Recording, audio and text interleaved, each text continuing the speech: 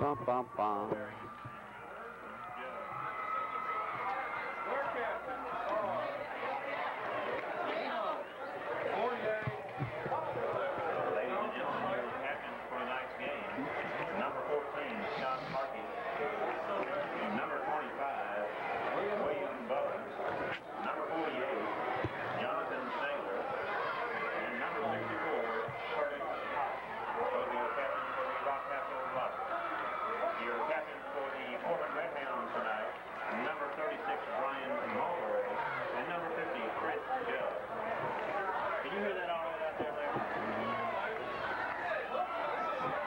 Bum, bum, bum, bum.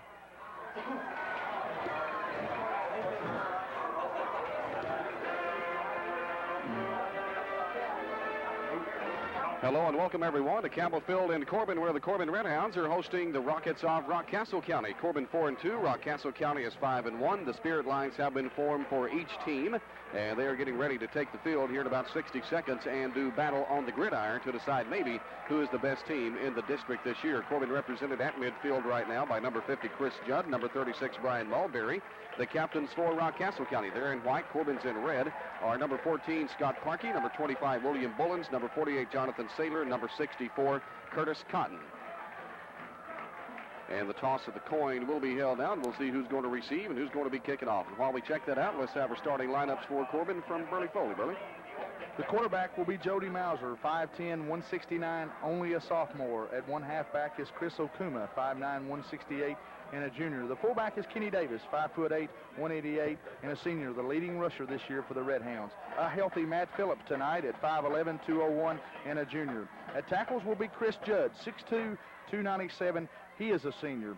The other tackle will be Sean Russell, 6'3", 294, and a junior. At one guard is Sean Sargent, 5'8", 195, a junior. Trey Pennington, 6 foot 218. He is also a senior at the other guard. The center is Glenn Brinker, 5'10", 235, and a junior. The ends, a pair of good ones. Eddie Pierce at 6'1", 180, and a senior. The other end is Stephen Upchurch, 5'9", 190, and also a senior. Well, the Corbin offense will be on the field first. Corbin has elected to receive after the coin toss. Rockcastle County just now taking the field. The Rockets dressed in white uniforms. They got on the blue pants. Corbin in the red jerseys and the gray bottoms, and we're just about ready to go. A couple of good football teams here, and like Burley said, one of the few times that you'll find the Corbin Redhounds an underdog at Campbell Field. But Corbin does come into this game a slight underdog as they battle Rockcastle County. Losers of only one this season. That was a loss to Leslie County by a final of 34-30. Of course, Corbin has been beaten by Glasgow, and then not just beaten, probably shocked by Everts by a final score of 31-15. David, it's a colorful night. It's a picture-perfect night for football. The weather's extremely good.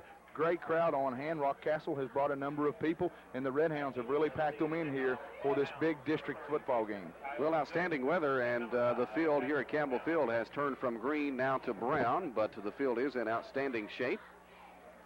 And I think the teams took the wrong sides of the field there when they first came out. They're going to have to switch that around before we can have the opening kickoff. But just a nice fall evening. A lot of clouds in the area earlier on. Those clouds have moved away now. We don't have any kind of cloudiness at all. Not very much anyway. Nothing, no threat of rain, we understand. And just a good evening for some, what we hope will be some good high school football here between the Corbin Redhounds and the Rockets of Rockcastle County. And we're going to have to try to find the kicker here for you for Rockcastle County. We understand that it will be a different kicker than the usual. Looks like number 72, Steve Hines, is going to do the kicking. To receive for Corbin, back deep, Pat McCown is back there, along with Jason Eastep and the Coyote, Jason Gooden. Lined up at about the 10. Here's the kick by Hines. He'll kick it over to the left side. It'll bounce at about the 15. Looks like it might go out of bounds, and does on the 12-yard line.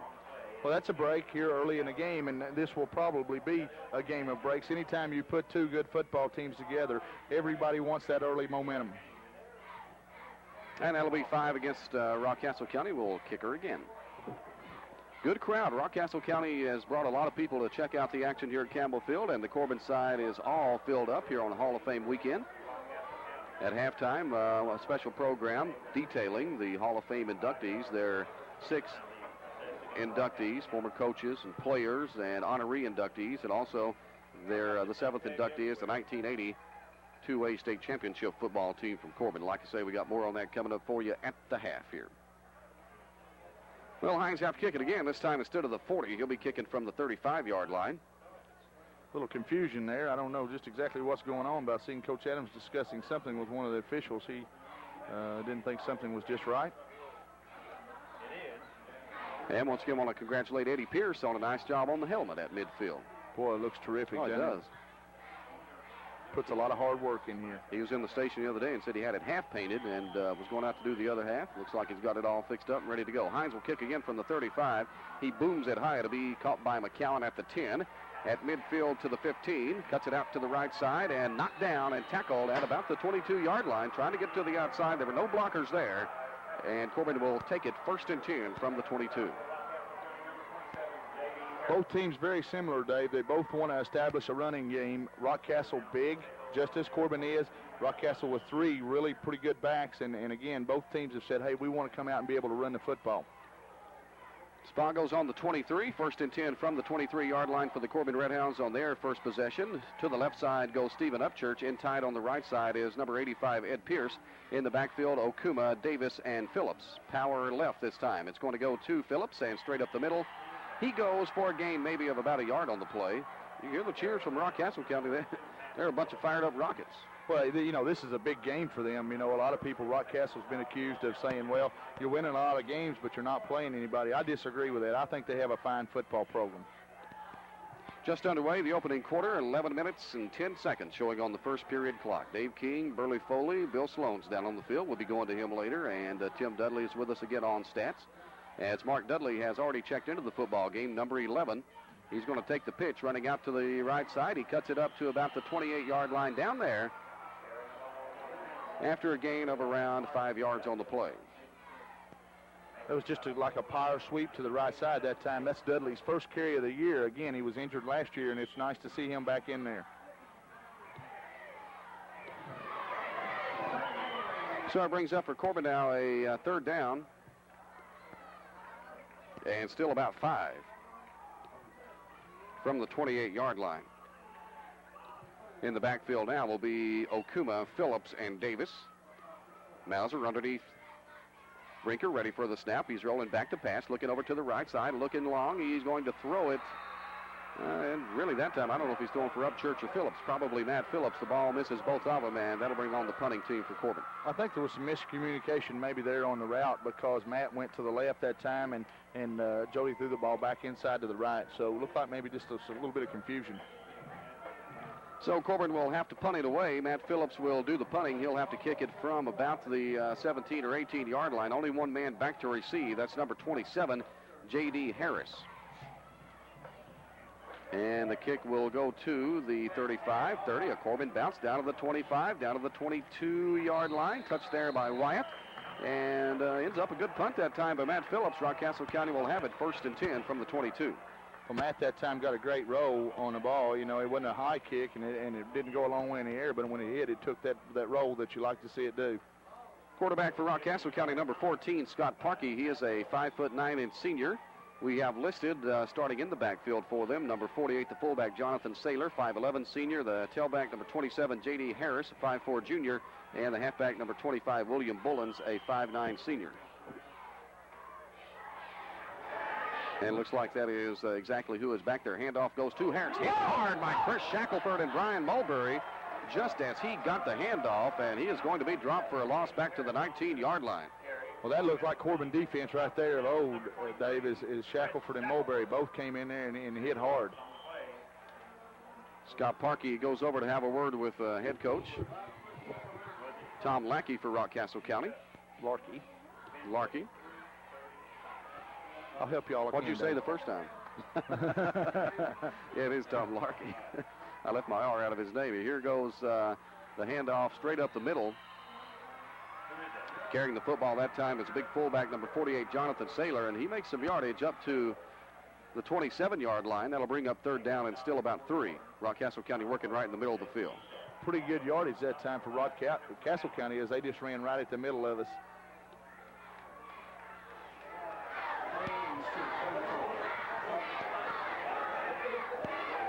Third down, and let's call it 4 for Rockcastle County. Going to set it up in the I this time, and rolling to the left side with the football is going to be William Bullins, and Bullins is going to be muscled down right on the 30-yard line. Brent Willoughby, one of the Red Hounds, in on that tackle. That'll bring on the punting unit for Rockcastle County. Nice hit in there that time by Corbin as they pursued the ball very well. Rockcastle County, that is their strength. They say they have 3 good running backs. All 3 are capable of breaking it, and they're all 3 strong enough to run inside. And I'll tell you, Scott Parkey, the quarterback's doing an outstanding job of hiding the football and faking the handoffs. He keeps the ball hid very well. It's going to be number 32, I think, Aaron Cox to punt. We'll have to check that number for you. The punt's going to go to the 40, takes a Rockcastle County bounce on down to the 38-yard line and down there. But not bad field position for Corbin right here, as that ball really just wasn't a real nice punt.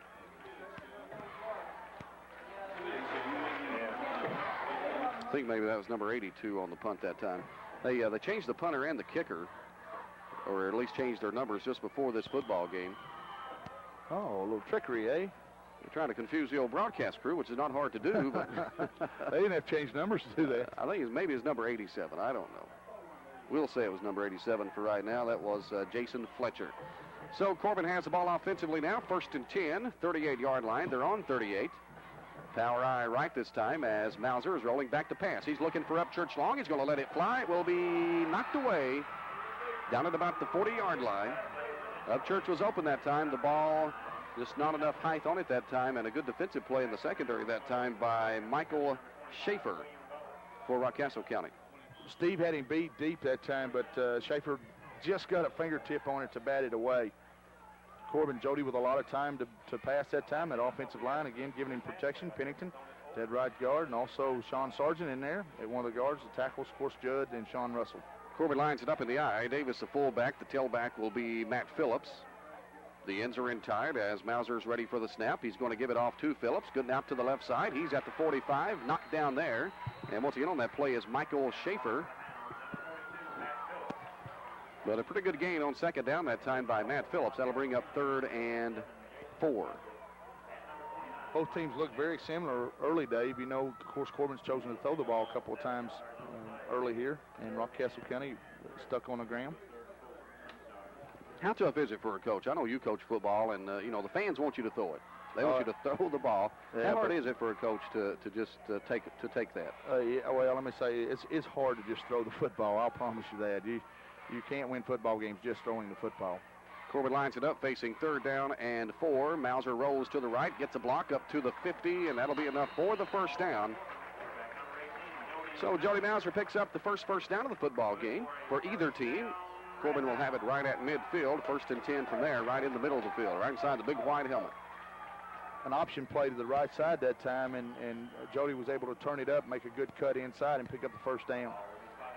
You know, back to throwing the football, what sets your throwing game up is if you're able to run the football. Right. Very few teams around anywhere can just throw the football and win, and that is a hard thing for a fan to understand, but it's just not possible.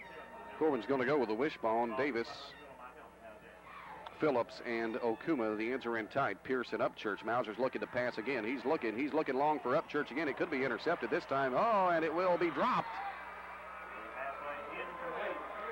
Maybe pretty close that time to even some offensive interference from Stephen Upchurch, but the Rockcastle County defenders dropped the football, and that'll bring up now 2nd down for Corbin. Coach Adams has seen something here that tells him that Rockcastle may be a little vulnerable to the pass, because in 1st down situations he's choosing to pass right now, and really we've just missed a couple of times. Good effort that time by Upchurch. He made a heck of an effort to get to the football, but he just couldn't get a hand on it. A couple of Rockcastle County players probably knocked himself out of it. Corbin in the wishbone, right in the middle of the field, right on the 50-yard line, too. Mauser takes the snap. He's going to hand it off to Dudley, who checked in, bounces off the stack, gets to the 50, and cuts it upfield to about the 47-yard line. But he'll be hit right at the knees there by number 2, J.D. Bussell. Brings up 3rd down. Mark Dudley hit in off the right side that time. No room there, so he bounced it on outside and was able to pick up a few good yards on 2nd and 3rd effort. Even with the injury problems that Dudley's had, he probably the most experienced person to be in the backfield other than Kenny Davis for Corbin this year. Of course, Kenny's been there a lot over the years in his career at Corbin. Upchurch will go to the left side and wide to the right side. The near side of the field is number 12, Jason Estep. Corbin lines it up in the eye with Davis and Phillips. On third down, Mauser takes the snap. He's looking. He's got a room to run. Come on, Rick. Did you see that? But the hole is closed up rather quickly. That'll bring up fourth down and a punt for Corbin as Jody Mauser only got to about the 47-yard line. Did you see that? Come on, Rick. You're blind. Coach Adams is really letting the referee have it right now, as he seemed to think that there was a hold out there. As Eddie Pierce is telling him, said, hey, he had my jersey. And Coach Adams is extremely upset with the official right now. But nonetheless, no call made on the play, and that'll bring up another punt for Matt Phillips. And once again, to receive, number 27, J.D. Harris. Harris will line it up at the 10-yard line. We're down to 5:34 left to go here in the first period. No score between Corbin and Rockcastle County. Here's a kick, a booming kick. He boomed that one. That ball is going to hit into the end zone. Actually kicking it just a bit too far, so they'll bring it out to the 20-yard line, but it's good to see Matt get a foot on it like that. Well, I'm telling you, Matt really popped that thing and got it up good and high, and real nice job by Matt Phillips. Best foot he's got into the ball all year, undoubtedly. They will come out to the 20-yard line, though, for the Rockets of Rockcastle County. Parkey still in there at quarterback. He'll have his big fullback, number 48, Jonathan Saylor, the lone setback in behind him. And now coming in motion is J.D. Harris toward the right side, and the pitch back goes to Harris. He's got room. He is at the 25, 26-yard line. And down there, after a pretty nice run that time on first down by J.D. Harris, brings up second down and around 3. Defensively tonight for Corbin in there, looks like Brent Willoughby at one defensive end, Brian Mulberry the other one. The tackles are Colin Ball and Jamie Mabe. The nose guard is Sean Sargent. The linebackers are Chris Shackelford and Wally Fortney. And the secondary is Marcus Fox, Jason Estep, Jody Mauser, and Pat McCown. And once again, Harris goes in motion. He doesn't get it this time. Instead, it's going to go to the big fullback Saylor, and he's going to pound his way all the way to the 35, 36-yard line. That's plenty enough for a first down. First and 10 from there now for Rockcastle County. The play seemed to have Corbin a little bit confused where Harris is coming from the left side in motion. He took the pitch on the first one, and I thought maybe some of the Corbin defensive players were thinking the same thing that time. Left a big hole there for the big fullback Saylor. And he hit it and took it all the way up to the 36-yard line. Wishbone backfield in now there behind Parkey. He will give it off to Harris. He's hit hard again by Shackelford and dropped on the 34-yard line. Shackelford and assisting on that, Brian Mulberry. That's twice in this game that Chris Shackelford has hit the man behind the line of scrimmage and hit him hard. Chris Shackelford looked like he was just coming on a blitz that time, and that's the second time that he's made that play in this game. Two big plays so far here in the first quarter by Chris Shackelford. 4:05 to go here in the opening period. The ball just shy of the 35-yard line for Rockcastle County. They're facing a second down now and 12 yards. Power eye left. Now Harris breaks out of the eye and goes to the left side. The handoff is going to go to Saylor, and I'm telling you, he's getting good yardage. Saylor's all the way up to the 45-yard line. Almost getting another first down. That'll bring up third down and only about a yard. So a gain of 11 on that play that time by Jonathan Saylor, the fullback.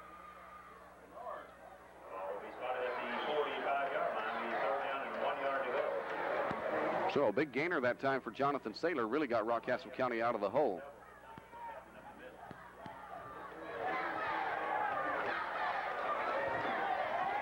In the backfield, Bullins, Saylor, and Harris. Handoff goes to Harris. Hits right off the line. He's got enough for the first down up to the 48-yard line.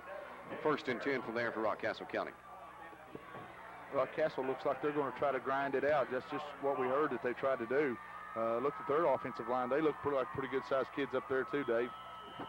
Well, I'm telling you, number 27, the tailback, J.D. Harris, is only 5'4" and 145 pounds. Reminds me a lot of Michael Wyatt for Corbin. Looks a lot like him out there. If they switched uniforms around, he probably couldn't tell them apart. Wide out to the left side, number 12, Jason Kirby. First and 10 for Rockcastle County. Coming in motion is Bullins to the left side. Handoff is going to go to Harris, though, looking for some room. Scorched through a small hole into Corbin territory at about the 48-yard line. Brings up a second down. Chris Judd goes in the game now. They're trying to get some maybe some bigger people in the middle of the line. They definitely got a bigger one there. Chris Judd at 297. They don't come a lot bigger, do they? No. In high school football. I would hope not.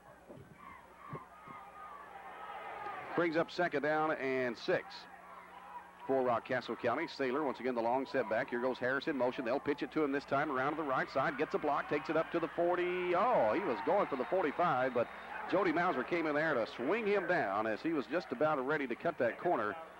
A good tackle that time by Jody Mauser. That brings up a third down now for Rockcastle County.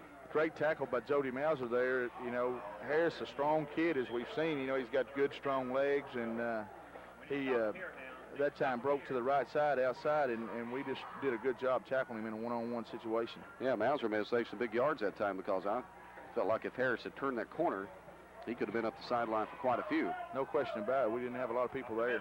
Handoff goes to Saylor, and there's another big hole for him. He's all the way to the 40-yard line, dragging Corbin tacklers along with him all the way down to the 39. Well, I'm telling you, fullback Saylor's killing Corbin right now. That's going to bring up another first down for Rockcastle County. They got it 1st and 10 on the 39-yard line. Rockcastle impressive early here, David, offensively.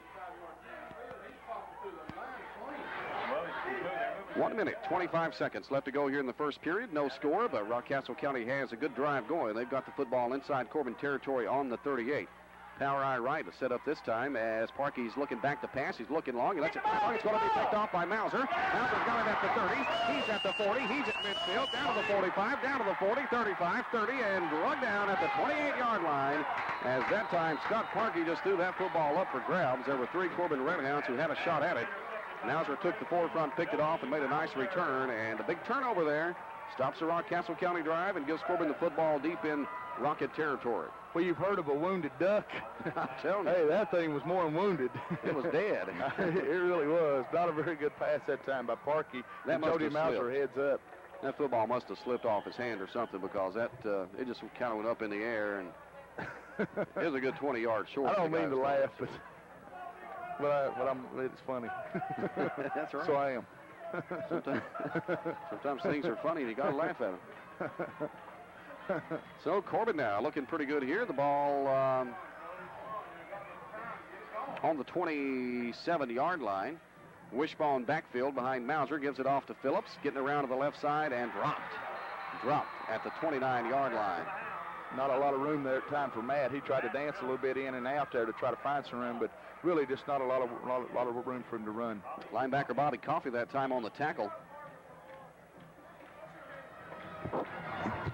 Down to 20 seconds left to go here in the first period of play. Corbin facing a second down and 11.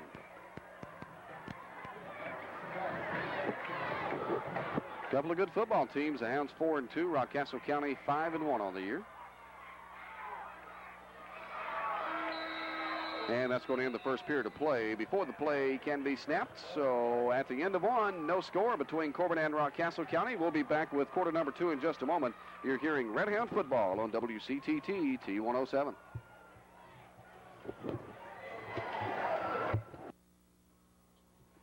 Everything okay, Frank? It's going. It was like a flying saucer.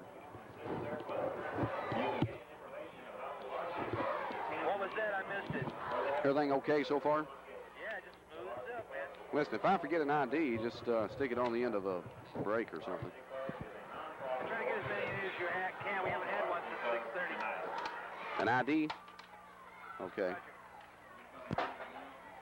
Hey, by the way, over there in Williamsburg, it was Powell County in the first 29 seconds, 7-zip over Williamsburg. Okay. Thanks, sir.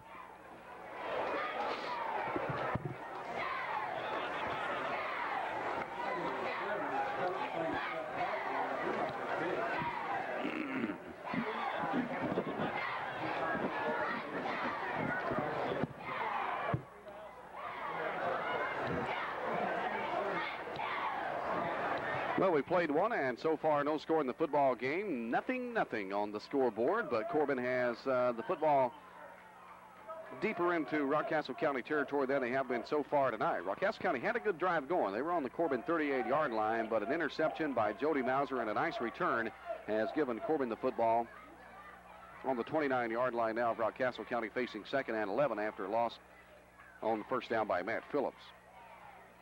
Good crowd, good weather. And good game. Yeah, what's the old saying? Does it get any better than this? I don't think. There's another saying about that too, Dave. I've not heard that one yet. Okay. I'm still using that old one. Corbin will take it with a wishbone. Kenny Davis, Chris Okuma, and Mark Dudley. Number 11 will be the right halfback, and he'll take it going to the left side, and he's got some room up to the 25. Breaks one down to the 20, on down to the 19-yard line. That time, just no quit in there by number 11, Mark Dudley, all the way down to the 19. Mark Dudley, really, he's one of those kids that he can come in, even though it's this late in the season, he's the kind of kid that can come in and make a difference in your football team. And right there was a good, good example of why. Dave, he's a physical type player. His second effort there broke that thing, just spin, turned, and done whatever he could do to pick up some yardage. Yeah, they had him right by the leg that time. He was just about in the grass. Corbin lines it up this time with a power eye left. Okuma, Davis, and Phillips in there at the tailback. Phillips will take the handoff, tries to squirt out to the left side, and gets down to the 15-yard line, punishes a couple of Rockcastle County tacklers. Goes down there, though, brings up the first down for Corbin. That'll be 1st and 10 from the 15. Matt brings a load with him when he comes. He's about 6 foot, right at 200 pounds, I imagine, and he's a physical kid also. Corbin working on the left hash marks with the football right now on the 15-yard line, just underway in the second period.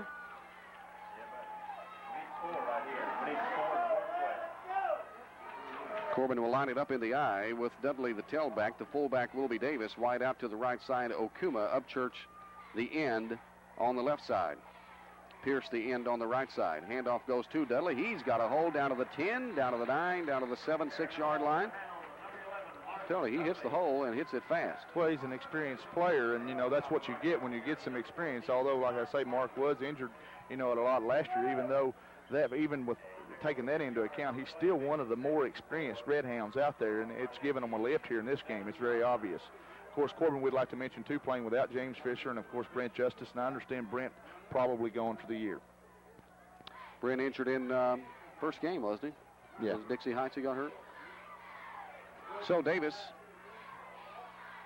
and Phillips. Davis takes the handoff, looking for some room, but he's going to be game tackled right at about the line of scrimmage, and Rockcastle County will drive him all the way back to about the 9, but the ball will probably stay on about the 7-yard line. That'll bring up now 2nd down, or make that 3rd down. Corbin right now, again, going right at Rockcastle County and doing it with a little bit of success. After Jody picked the pass off, they've been able to move the ball, and then that's given them the momentum and surely put them in what we hope to be a score here. This football game is going fast. We're already down to 9:40 here in the second period. Of course, it's been mostly on the ground. It probably will stay that way for most of the football game. Split in the backfield with Davis and Dudley. Up a couple of steps to the left is Okuma. Mauser is looking to keep it. He finds a hole down to about the 5-yard line. Was lucky not to get dropped for a loss on that play. Yeah, Rockcastle came on a little blitz that time, and Jody was hit in the backfield, but again, second effort, got a first down for Corbin there. The offensive line, again, Dave, tonight has been impressive. Pennington and those guys out there, Judd and Russell and Brinker, they've done a good job all year. That is another first down picked up that time by Jody Mauser, so Corbin now has it 1st and goal from the 4-yard line. Rockcastle County sets the defense, trying to hang tough here. Got in trouble on the interception thrown by quarterback Scott Parkey. Just a bad-looking pass. I don't know if it slipped out of his hands or what the case was there, but it's picked off by Mauser. Handoff goes to Davis. Nice tackle made that time, and once again, that's the number 58, linebacker Bobby Coffey on the play. Bobby's made a couple of good plays, made one prior to that on Mauser in the backfield, but he wasn't able to come up with a tackle, but he came up with it that time. And that's going to be a loss of a yard to the 5-yard line. So now it's 2nd and goal from the 5 for Corbin. 8.5 to go here in the second quarter. No score from Campbell Field. Dudley is checked back in. He'll be on the back of the power eye. Power eye left set this time with Okuma and Davis. Mauser takes a snap from Brinker, pitches it back to Dudley, and he's going to be drugged down on another good play that time by number 64, Curtis Cotton. So the Rockcastle County defense rising to the occasion here. Cotton got past the Corbin offensive line, the penetration, and drugged Dudley down by the jersey, and Cotton Adams wants a timeout here on this 3rd down play. So we'll take a break here. Time it on the field, still no score. 8:05 to go in the second quarter. You're hearing Red Hound football on WCTT T107.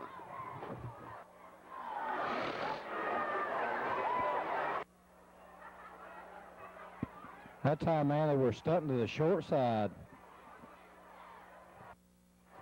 What?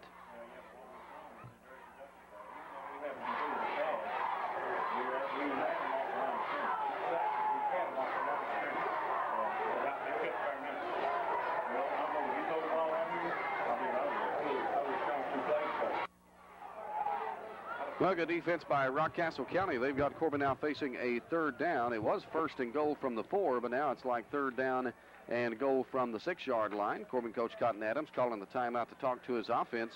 I think just in case Rockcastle County's defense rising to the occasion, Burley. I do. You know, they just came in there on some blitzes and made some good plays, and that's a good point, Dave.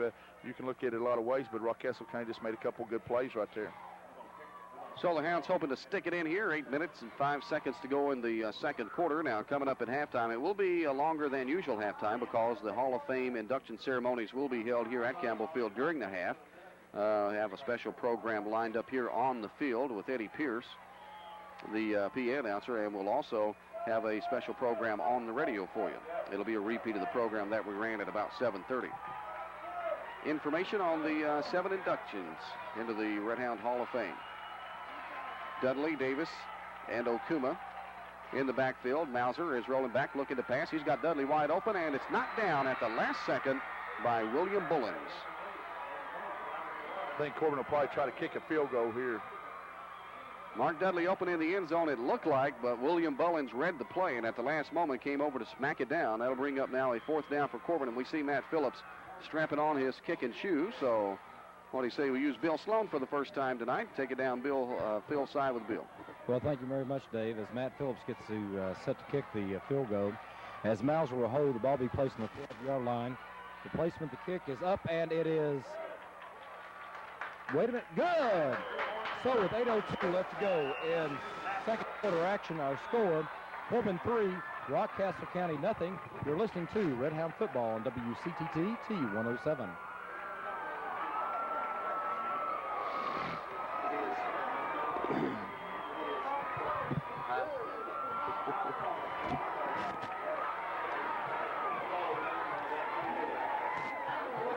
How far was that? How many yards? I don't know. How many yards it was? He was only 6 yards on it. I mean, that's what the ball was about. 6 and 7. Well, no, I think you just get 10. You don't get to placement of the ball. Well, with 8:02 to go in the second period of play, Matt Phillips has put Corbin on top by a score of 3-0 with the field goal, and they're still figuring the yardage on that. We'll have that for you coming up here in just a moment or so, but Corbin will be kicking off to the Rockets of Rockcastle County with a 3-0 lead. It'll be Phillips to kick. And back to receive, we have number 27, Harris, back there. He's right in the middle. Number 25, Bullens, is over to the left side. But the ball is going to be a short kick. It's going to bounce. Finally picked up by Rockcastle County and drugged down at the 30-yard line. The ball carrier, who turned out to be number 21, I think, Greg Bowman. Damian Hall, one of the players down in on the stop for Corbin. So Rockcastle County has it offensively again. Had a good drive mounting the last time that they had the football, but the turnover, those will get you every time. The interception gave the football to Corbin. Corbin in good field position, unable to get the score, but they did wind up getting a field goal. Do we ever figure the yardage on that field 23 goal? yards. And the important thing about that is they put some points onto a turnover, and that really makes a difference. So a 23-yard field goal for Matt Phillips. Corbin is on top here, 3-0. Handoff goes to Bullens. He's around to the right side and just dives up at about the 37, 38-yard line and out of bounds. Good run that time on first down by Bullens. Pretty good yardage for Rockcastle. They've got to be a little disappointed right here because they moved the ball pretty well there and didn't get a score, and Corbin comes up with a score. And it's little things like that that can really change the complexion of the game. Now, what would be important for Corbin naturally, and a simple thing to say, would be for them to hold them right here, and that even takes a little more wind out of them. Well, I'm like you. I like this backfield of Saylor and Harris and Bullens. Right now, it's going to be only Saylor and Harris. They'll form the I in behind Parkey, and the handoff is going to go to Saylor. He's got room across the 40 up to the 42-yard line. That'll be enough for the first down, and it'll be 1st and 10 from there for Rockcastle County. Well, it's not too often that you see a fullback hurt a team like Saylor is hurting Corbin tonight. He's really racking up some yardage. We don't keep stats on the other team, but he's eating up some ground. Well, they had that three-back offense in there, and it's a little bit confusing. And the thing that makes their fullback really go is similar to why Corbin's fullback gets some yardage, because he's surrounded by two other pretty good backs. Same formation. It is Saylor and Harris. Now Bullens is up and coming in motion to the left side. Handoff's going to go to Harris, though. He's trying to get outside of the left and does. He's at the 50, 45, 44-yard line and inside Corbin territory for another first down. Well, showing some speed that time. He's only 5'4", 145 pounds. So when you're that small, you got to have some speed to even be back there in the backfield. And he showed that he had some that time. J.D. Harris on a good run. And that'll bring up now 1st and 10 inside Corbin territory at the 42-yard line for Rockcastle County. Not a big guy, but I'll tell you what, he's an impressive runner. Well, you can tell he's stout. You can look at him from up here and see he's strong. And he's going to get the handoff again this time. Not much yardage there. Just dives through a hole. I'm telling you, he came out on the other side of that pile some way or another, but he was down at the 39-yard line. That'll bring up 2nd down and 9 for Rockcastle, or 2nd down and 7 for Rockcastle. James Maven there on the stop that time, along with some other folks for Corbin. No score here, 6.5 to go in the second quarter of play.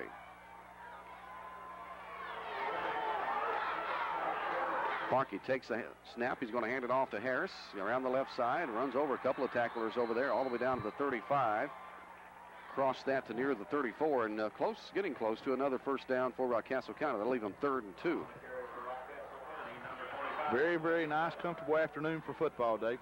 Yeah, it is a great fall night. It really is. And that's even makes it a little more special, you know, Hall of Fame, and got everybody here under good weather, so that's good. 3rd down and 2. 5 minutes and 54 seconds going in the second period of play. Going wide out to the right side is number 12, Jason Kirby. Parkey is going to give it to Harris. Flag on the play in the backfield, and Harris has a first down across the 30 down to about the 29-yard line, but I think maybe we've got some motion against Rockcastle County. Flag thrown right in the backfield, and that's going to be the call, so that'll be a 5-yard penalty. Bring up 3rd. They'll redo the down. That'll bring up 3rd, and instead of 3, bring up 3rd and about 8. Well, that changes the complexion completely right there, because Rockcastle would have had a first down inside the 30, and rather than that, now it's going to be 3rd down from probably around the 41, 42-yard line. No, about the 39. Yeah, quite a bit easier to defend against 3rd and 8 than it is 3rd and 3. Harris had enough for the first down that time, but he got an early start in the backfield that time, and there went the penalty. Wesley Fortney checks into the game now for Corbin, and coming out, Chris Judd in a hurry. Corbin looks a little confused out there as Fortney, who didn't even have his helmet snapped up. Here is Parkey. He's going to hand it off to Bullens. Bullens has room. He won't get that first down, though. He tried to jump and avoid the tackle, but looked like Pat McCowan had him right by the leg at the 35-yard line. And that'll bring up 4th down now for Rockcastle County. 4th and short, about 1.5 yards, 2 yards. So what do you do if you're the Rockets? Well, I think if you're moving the football the way they've moved it here, I think you go ahead and go for it, and that's exactly what they're going to do.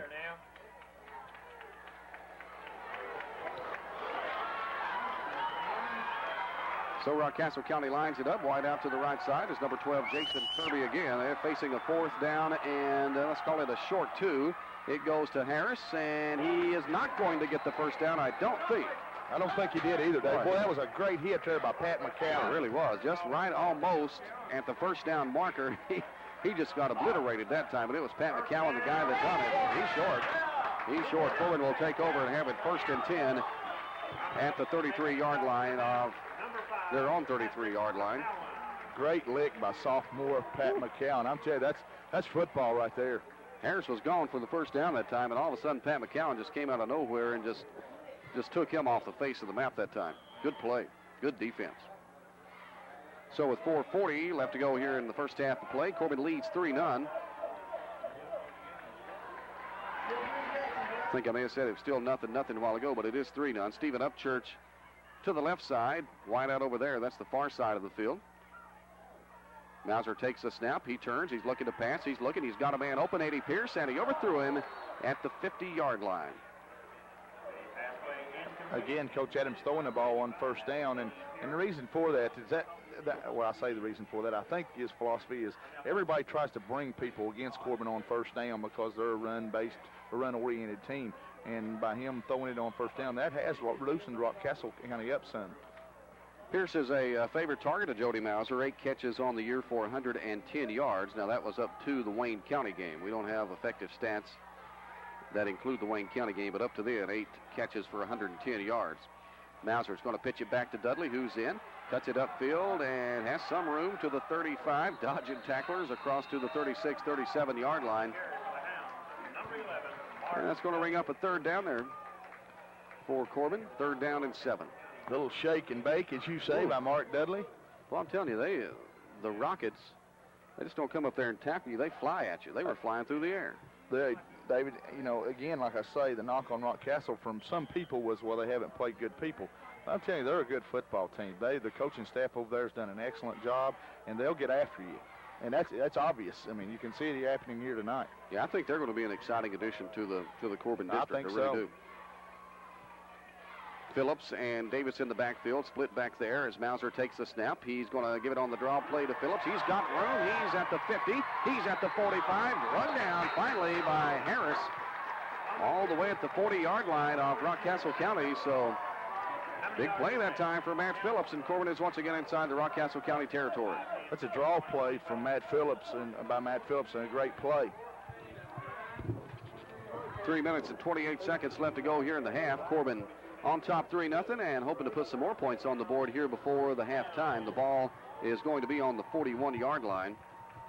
Spot will be there rather than the 40. So Corbin has it 1st and 10 at the 41, working on the left hash marks. It's going to be Dudley, Okuma, and Davis in the backfield. It's going to be to Davis. 37 he goes. Hit there by the little guy Harris and muscled down. I say the little guy Harris, but he's stout. He can put a lick on you. Both these teams very similar, Dave, and this is a great show right here. It's power football and people getting after people out there. We have a, what's that, a kick and tee over there?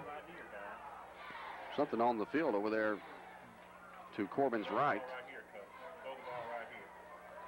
Davis in the backfield, doesn't get it. Phillips does. He's at the 35. There's a flag, though. Hit hard at the 35-yard line.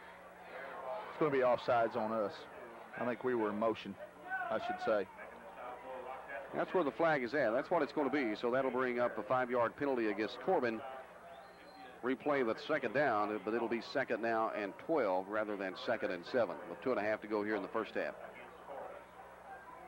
Now we're going to get that thing off the field there.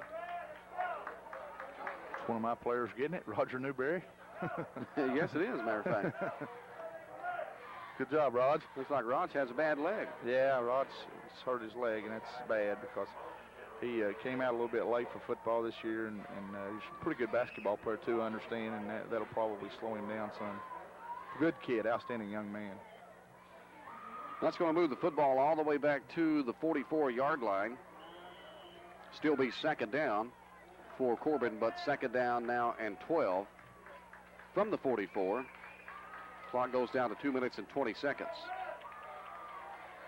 Mark Dudley is checked back into the backfield along with Davis, and off to the right side, Okuma. Handoff goes to Dudley, and there's nowhere to go that time. He's hit right at the line of scrimmage and goes down, and that'll bring up 3rd down and probably a passing down here for Corbin. Well, it will be that time. That was looked like a little slant back to the left side, and nowhere to go for Mark there as Rockcastle did a good job on defense. Rockcastle defensively, physical, quick. They seem quick. Yeah, they're pretty big, too. That was Mike Durham. He's a 6 foot, 222-pound senior. And he had good penetration that time and actually kind of got Dudley by the leg. Upchurch number 89 goes wide to the left side.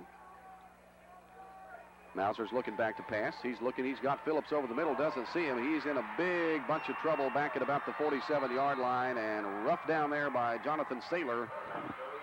And that brings up 4th down, and Corbin will have to give the football up on the quarterback sack. Well, Phillips was open going down the middle of the field that time, but there was no way Jody Mauser could see him because he was in a gang. No, Jody never could get his feet set to throw that time. He wanted to throw the football, but he just couldn't get his feet set. Looks like we ought to time it on the field, so we'll take a break here. 1:20 to go in the first half. It's 3-0. Corbin on top of Rockcastle County. You're hearing Red Hound football on WCTT T107. Set.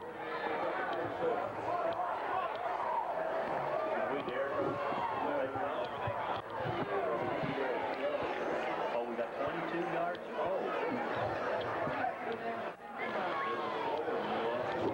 You're not here.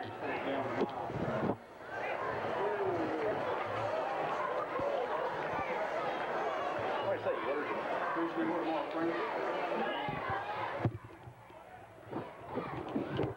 One minute, 20 seconds showing here on the first half clock. Corbin on top 3-0 on the strength of a Matt Phillips field goal. That came with 8:02 left to go in the second quarter, a 23-yard field goal for Phillips. And therefore, 3-0. It's been just about a virtual standoff. Two, as Burley has said a couple of times, very similar football teams playing here.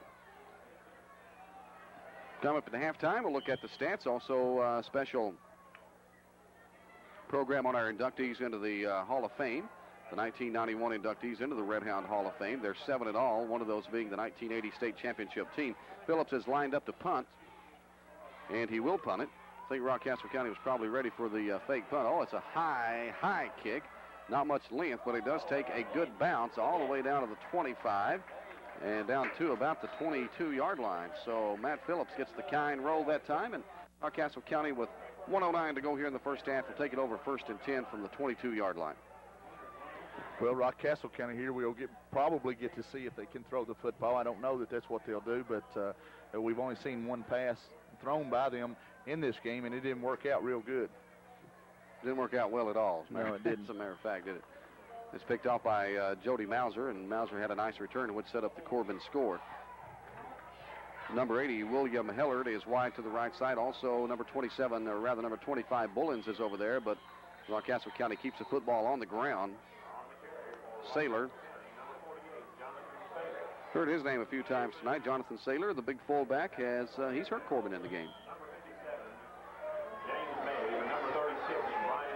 Brings up second down after gain of about a yard on that play. Second down and 9 now for Rockcastle County. Only 35 seconds to go in the half. Once again, it's going to be Hellard and Bullins. They will go wide to the right. I formation in the backfield. Pass complete to Bullins at the 25 and hit hard. Hit very hard, as a matter of fact, up at about the 27, 28-yard line. Mulberry was there. Shackelford was there, and looked like maybe Jody Mauser came in there to put that final lick on. Jody. Say, hold him up there, fellas, and I'll hit him.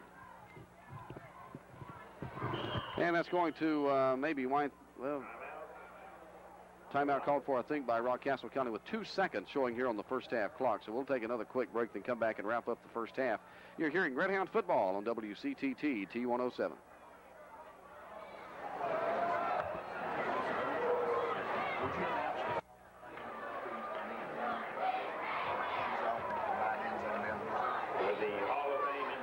Check 1, 2.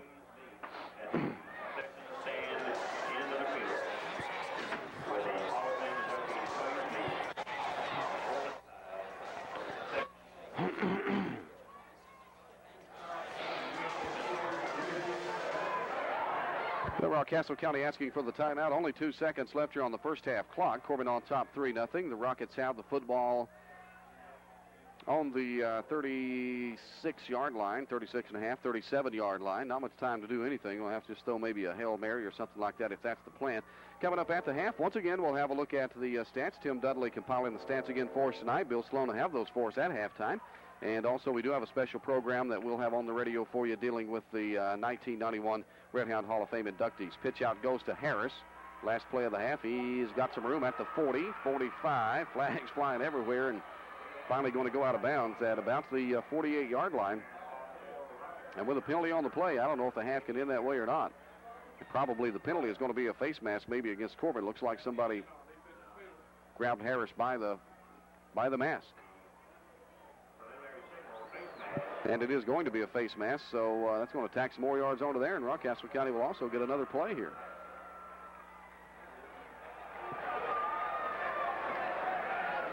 Well, Burley Foley has, he's left the booth. He's down on the field side. He's helping out with some things for the Hall of Fame induction ceremony that will take place here on Campbell Field during halftime. And like I've told you, we'll have also some things going on the radio for you at halftime also. Let's go down very quickly down the field side with Bill Sloan. Bill? Well, Dave, if it is a defensive penalty, there's no way that the quarter or half can end on defensive penalty. That's what it's going to be charged against Corbin. So even though there's no time whatsoever left on the clock, they still have another play. You cannot end a quarter or a half or a game on a defensive penalty. Yeah, we had that one other game. Which one was it that we had the same situation? Was it up at Everts? Seems like. We've done so many football games this year, Dave, I'm not really sure, but I remember we had it before. Yeah, I think it was. We were trying to figure out what the heck was going on, and that was the same situation where there was a defensive penalty. They do have the one more, though. Here we go. And looks like maybe we do have a timeout, so we got time to sneak another break in here, so we'll take it. No time on the clock, but one play left here in the first half. Timeout on the field, 3-0 Corbin on top of Rockcastle County. We'll be right back. You're hearing Red Hound football on WCTT T107.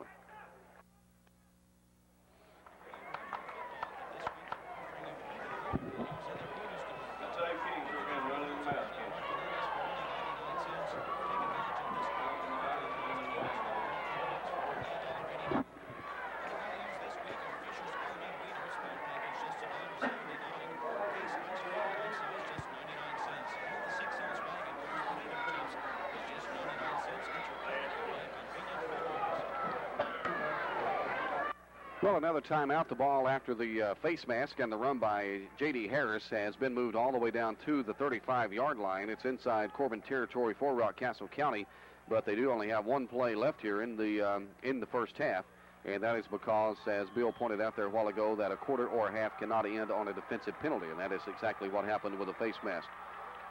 We have double wideouts to the right side. It's going to be Hillard and Bullens. Here's the pass. It will be incomplete, and that will officially end the first half as Scott Parkey's pass is too long.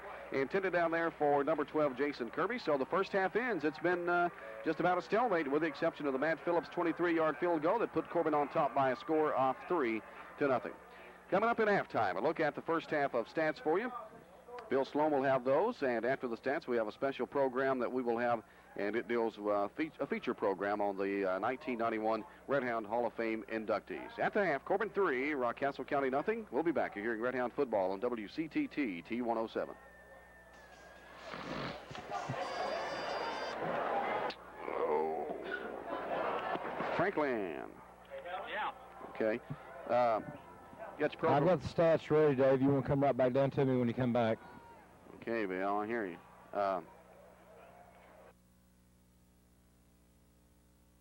Break, and after that break, go ahead and run that program again, okay? Okay, just go ahead and run it coming out of the break. Yeah, after coming out of the next break I take. I got some scores for you if you want them. Okay, yeah. And I want to apologize because I've known Mark as long as I've known any kid out there.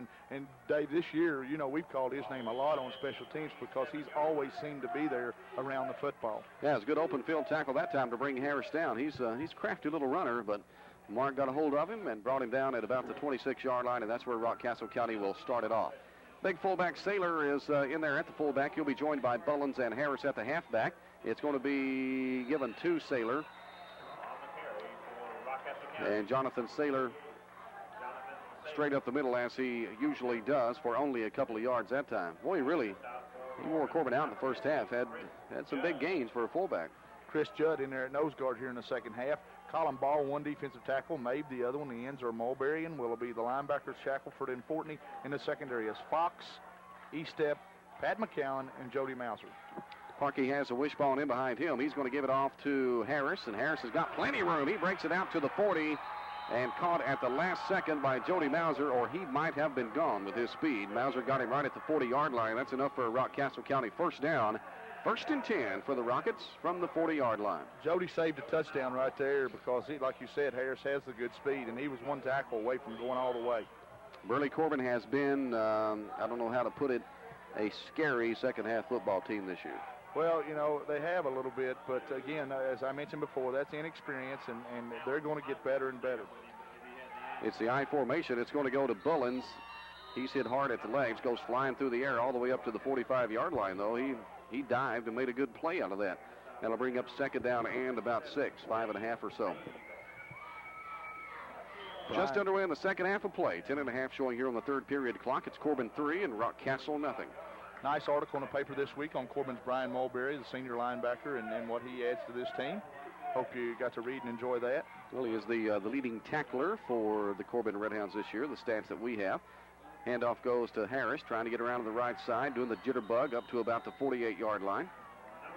Close to a first down. That'll bring up third and still lacking about 1.5 yards or 2 yards for the first down for Rockcastle. Trying to get into Corbin territory and pick up the first.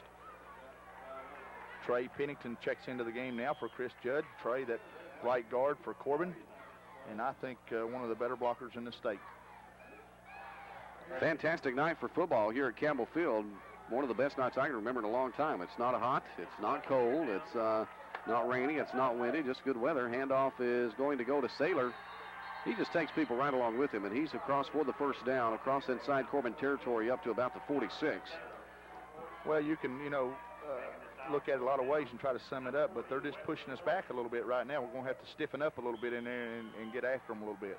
It's coming straight up the middle, and like you say, Chris Judd has checked in here in the second half playing some nose guard. Do you think that's the Corbin coaching staff is just trying to shut Saylor off by using Chris Judd? Well, they're trying to get some bigger people down inside there, but also Sean Sargent was injured in the first half. Handoff is going to go to Harris. I didn't see that one. It's going to take it up to about the 43-yard line.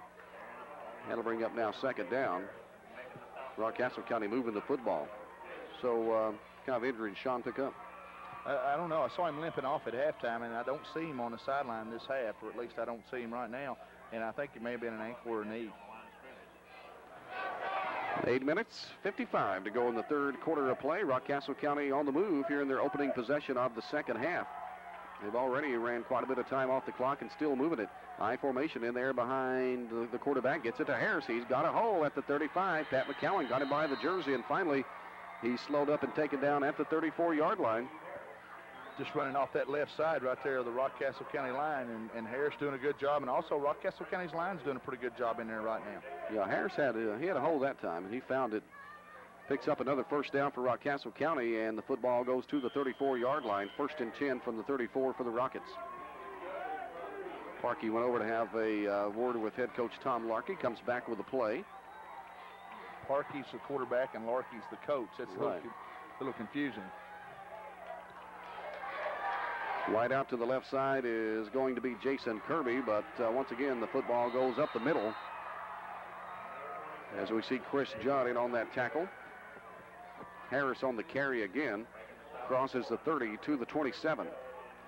Not pretty out there on defense right now, Dave, because they're pushing us back pretty good.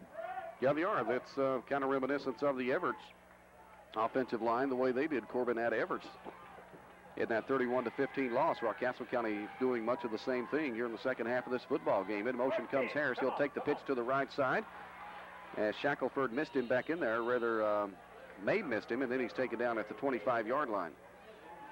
Pretty decent defense that time. Jamie had an opportunity maybe throw him for a loss, but really couldn't come under control and make the tackle. But again, Corbin played a little better there than they have on the previous two plays. Yeah, actually, what Mabe done, I think, that time probably was kept Harris from going on. I think he wanted to get out on that right side and cut the corner, but once Mabe got that penetration, forced him to the inside, the Corbin defense was able to shut him down. Third down and 2 now. Ball on the 25-yard line, right in the middle of the field. In motion comes Harris. It's a quarterback sneak. Enough for the first down. All the way down to the 20-yard line goes Parkey. Well, see, Coach Jewell, he's making some personnel changes out there right now, and he's just trying to find something that's going to work because Rockcastle's on the drive. And it is. It's the offensive line play of Rockcastle County right now. That time they had Corbin push back. You know, the quarterback sneak goes for about 4 yards that time. That's not good. But Rockcastle County has it first and 10. The ball on the 21-yard line. 6:50 to go here in the third period. Corbin does lead by a score of 3-0. Kirby once again will go wide to the left side of the field. Handoff is going to go in the backfield to Bullens, and he is run down Got around the waist by Chris Shackelford right at the line of scrimmage. Third time in this football game that Chris has made penetration beyond the line and got somebody. Chris is having a pretty good game in there. You know, Chris is not a real big kid in there, and he has to rely a little bit on his quickness. Although he's a physical kid, but he's really having to rely more on his quickness, and it's paid off for him here tonight. Ryan Mulberry leads Corbin with 13 solo tackles on the year. Now, once again, this was up to the Wayne County game. Jason Gooden with 10 solo tackles. Corbin has 5 quarterback sacks on the year for a loss of 47 yards. Jamie Mabe, 3 of those quarterback sacks.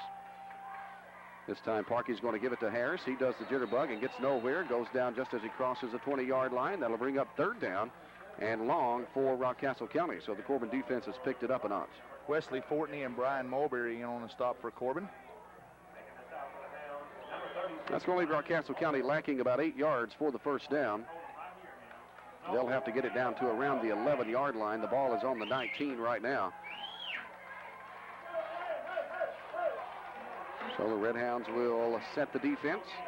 Rockcastle will set the offense.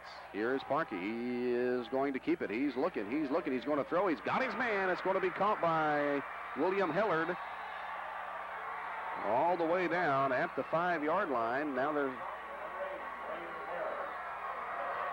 Matter of fact, inside the 5-yard line. For the first down, it's going to be first and goal, Rockcastle County, inside the 5. Parkey made it pretty tough up there on us on that sprint because he sprinted outside, and we had to make a decision whether to come up and try to tackle him. And the kid did a great job of making us come up and then being able to dump it off in there. Yeah, he did. He drilled that football, too. He got it, big number 80, William Hellard. He put it right in the sack that time. Parkey's going to give it off to Harris. Harris leaps over the pile. Doesn't get very far, though. Maybe a gain of around a yard on the play. That'll bring up second down. Pennington and Fox go back in now. Replace Pierce. And one more will come out. Fortney.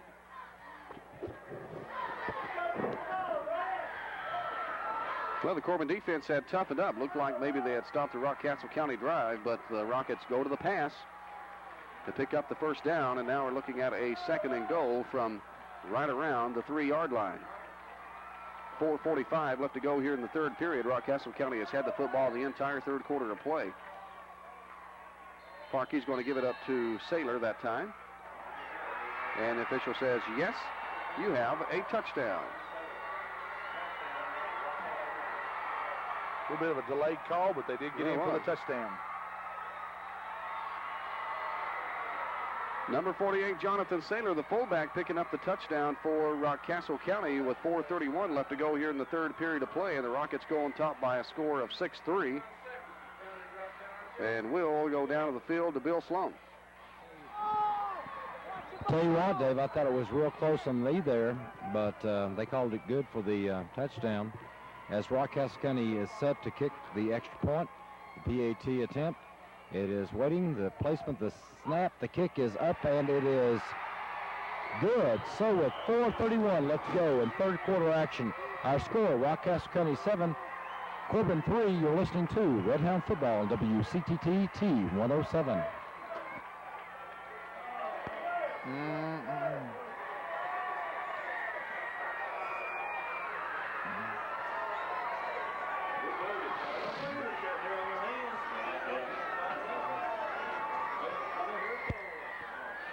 That son bitch never made it, man. It was short. I swear to God, it was short.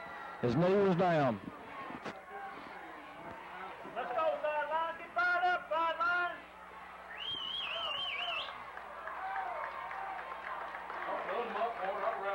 Well, that's good football. The Rockcastle County Rockets take the third period kickoff and keep it all the way down to the 4:31 mark and finally get it on in for the touchdown. You keep the football that long and then get 7 points out of it, too. That's, like I say, good football. They lead Corbin right now 7-3 and are all set to kick off. Kicking is number 72, Steve Hines. Back to receive, Jason Eastep in the middle. On his right, Jason Gooden. On his left, Pat McCowan. It's going to be a real short kick up to about the 48-yard line. Trying the onside kick that time for some reason. That's going to give Corbin the football first and 10 on the 48. Why would you do that, Burley? Well, what their philosophy is, they feel like if they can get the football back, they could go ahead and eat this thing down, and this might be a one more score type game. And I feel like Rockcastle County would want, this to be a low-scoring football game. They don't, because they're a ball control team, but so are we. But I think we have the ability to pass a little more. Okay, so let's see what the Hounds can do offensively. Good field position. Ball on the 49-yard line. 1st and 10 from there. We see Okuma. We also see Davis. And maybe Dudley in the backfield. Handoff to Dudley. He is all the way to the 47-yard line, crossing into Rockcastle County territory, a gain of around 4 yards. And that'll bring up now 2nd down and 6. Going in is Jason Eastep and Matt Phillips. Dudley and Okuma come out. A lot of time to go. Been a good football game, though. Yeah, it has. It's been right fought in the trenches, that's for sure. Eastep will come wide to the right side. Eddie Pierce is the right end. The left end is Stephen Upchurch. In the backfield, Phillips and Davis. Mauser underneath Brinker, ready for the snap. 2nd down and 6. Corbin inside Rockcastle County territory. Davis has it. He's got a hole. He's at the 40. Can he break a tackle? He cannot, but still takes it to the 38-yard line. If he could have broken that last tackle, he could have had big yardage. But still a good run for the 1st down that time by Corbin's fullback, Kenny Davis. That'll give Corbin a little bit of momentum right there, Dave. They needed something to maybe get this crowd into the game and hopefully just turn some things around here, because Rockcastle had the momentum and had it pretty strong there going into that last drive.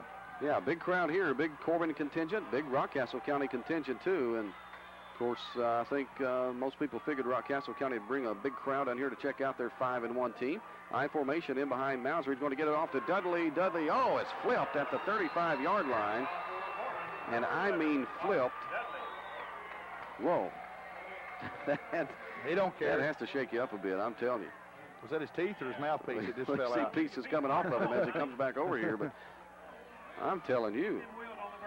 Well, he got hit in the legs, and he was flipped. I saw that on the World Wrestling Federation the other night. A move just like that. When I don't come home on time, that's what my wife does to me. You're right. Tell you, that was a good hit by Rockcastle County. Corbin with a 2nd down now and 7. And the Hounds probably didn't get that play off in time, looks like. That'll be 5 yards. That's what it is. Too much time against Corbin. 5-yard penalty brings up 2nd down, but instead of 2nd and 7, it'll be 2nd and 12 now for Corbin. I think they had a little bit of confusion on who was to be in the game, and they're getting some new players out there now. That was a call to delay a game. Dudley checks back in. Okuma comes out. Also, Eastep is in, and Matt Phillips will check out. 2 minutes, 26 seconds to go here in the 3rd period of play. It is 7-3. Rockcastle County on top of Corbin in a game that's been every bit the battle that most people thought that it would be. Jason Eastep will go wide to the right. I formation in behind Mauser. Davis at the fullback. The tailback is Dudley. Dudley's got it, trying to get out to the right side. He's at the 40, at the 35, at the 33, at the 30, down to the 25. And he stepped out of bounds back at about the 23-yard line. And he did. His foot was right on there, but it's still a 1st down for the Corbin Redhounds, and a nice run by Mark Dudley. I'll tell you one thing, boy, you got to be excited about Mark Dudley getting back involved in this offense. Dave, that was a fantastic run right there.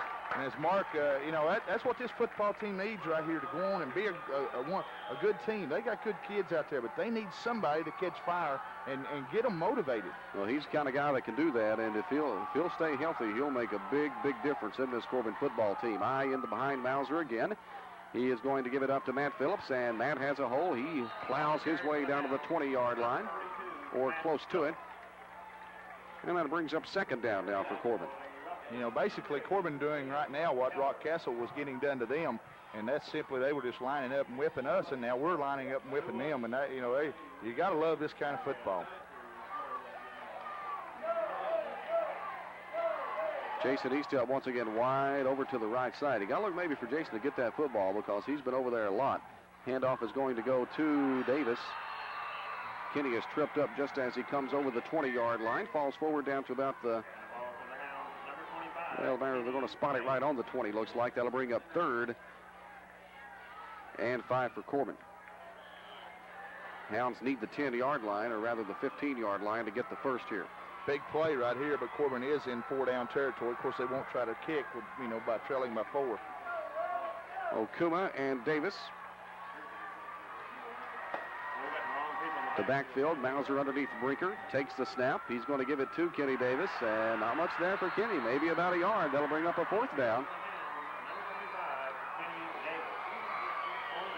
maybe a half yard on the play, maybe not even a yard. Looks like more like about a half. So that's going to bring up now 4th down. And like you say, you have to think that Corbin is in 4-down territory here.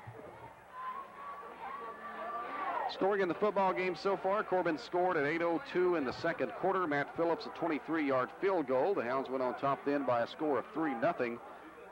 And then after Rockcastle County took the opening kickoff of the second half, they kept it all the way down to the 4:31 mark in the third, and Jonathan Saylor, their fullback, took it in from 3 yards out for the touchdown. The extra point was good, and that leaves us here with a score of 7-3. Rockcastle County is on top of Corbin. And the Hounds facing 4th down, and, 4.5, 5 yards here for the first. And the timeout right now, by the way. Big play right here, because if Rockcastle gets the ball back, what they have the ability to do, not that they will, is they have the ability to really take the clock and make it a factor, because they do play ball control type offense. Yeah, they took almost, 7.5 minutes off of it in that opening drive of the third period. So should Rockcastle County get the ball back, the Corbin defense will have to rise to the occasion here. Got a big crowd for both teams. Great football weather. Just a good Friday night of high school football action here on the radio for you at T107 and WCTT. Want to remind you that tomorrow Kentucky travels to Mississippi State to take on Jackie Sherrill and the Mississippi State Bulldogs. Airtime is 1 o'clock. The kickoff is set for 2:30. Pookie Jones will get his first start as quarterback for the Kentucky Wildcats. That'll make a lot of the fans happy. A little confusion, looks like, for Corbin here. Finally, Eastep is off. Dudley and Pierce are wide to the right. In the backfield, Davis and Okuma split back there. Mauser is looking over the middle. He's got a man. It's Upchurch. He's got the football, and he's got it at the 5, down to the 3-yard line. First down and then some, as Stephen Upchurch had to jump to get him, but he leaped in the air, got the football, and it's Corbin first and goal out from the 3. You know, that was a great catch by Steve that time. And not only Steve had the presence of mind after he caught the football to go ahead and try to fight his way into the end zone.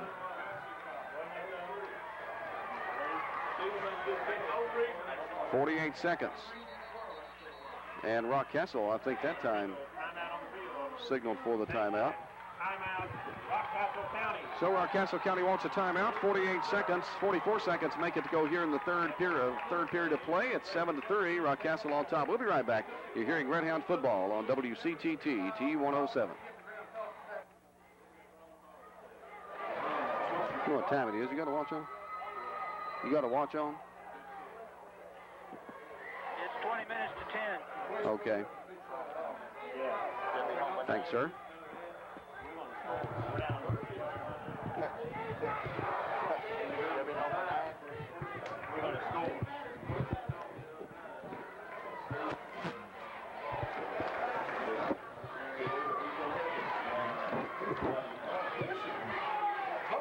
Rockcastle County has the lead right now, 7-3, but Corbin is driving, facing a critical 4th down and 5. Jody Mauser connected with his left end, Stephen Upchurch. Upchurch took the football to the 3-yard line, and that's where Corbin has it now. First and goal from the 3. Mauser takes the snap, gives it off to Phillips, getting around the left side. Did he fall in there? Yes! Says the official. Touchdown for Matt Phillips and the Corbin Red Hounds. Well, Corbin fights back here, Dave. Rockcastle puts together a good drive, and then Corbin comes back and shows a lot of character and puts themselves in one. This is going to be one of those games. So we'll take it now down to field side for Bill Sloan and the point after, Bill. Well, I'll tell you what, Dave, it was a great stretch up the drive, and it was a good TD. Phillips gets set. The official has the timeout. Well, it looks like we do have an official timeout there for something or another. I'll tell you what, that time, Matt Phillips that just got the arm out, stretched it out to put the other extra yard into it to get the touchdown. As Matt Phillips ready for the PAT, Mauser looks at the bench, and he's got a kind of question mark on his face. Yeah, it looks like the official's talking something over on the left side. I don't know. Looks like some fans being moved back. I don't know how they could possibly be interfering with the point after attempt here way over there, but. Well, the Dogs going back in the huddle. We'll just wait here for a moment. Well, that's Matt Phillips scoring on a 3-yard run. for the 6. Corbin on top 9-7, trying to make it 10-7 if Matt Phillips can kick this extra point. Okay, Bill? Try her again. Matt Phillips set to kick as Mauser set to hold the PAT. The snap placement, the kick is up, and it is good. So with 30 seconds left to go in third quarter action, the Corbin Redhounds go on top by a score of 10-7. You're listening to Corbin Redhound football on WCTT T107.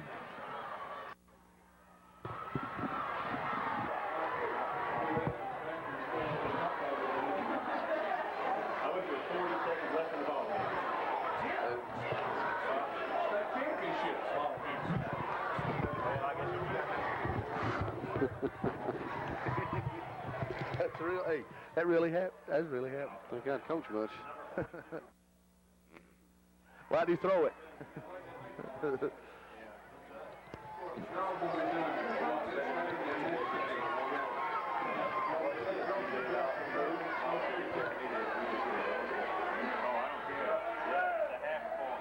Well, the Corbin offense got the job done. Let's see what the Big D can do here. Corbin on top 10-7 over Rockcastle County with 40 seconds left to go in the third period of play. Corbin will be kicking away. And once again, Bowman, number 21, over to the right side. Bullens, number 25, to the left. In the middle of the field, number 27, J.D. Harris. All those guys very, very quick, very, very dangerous on the kickoffs.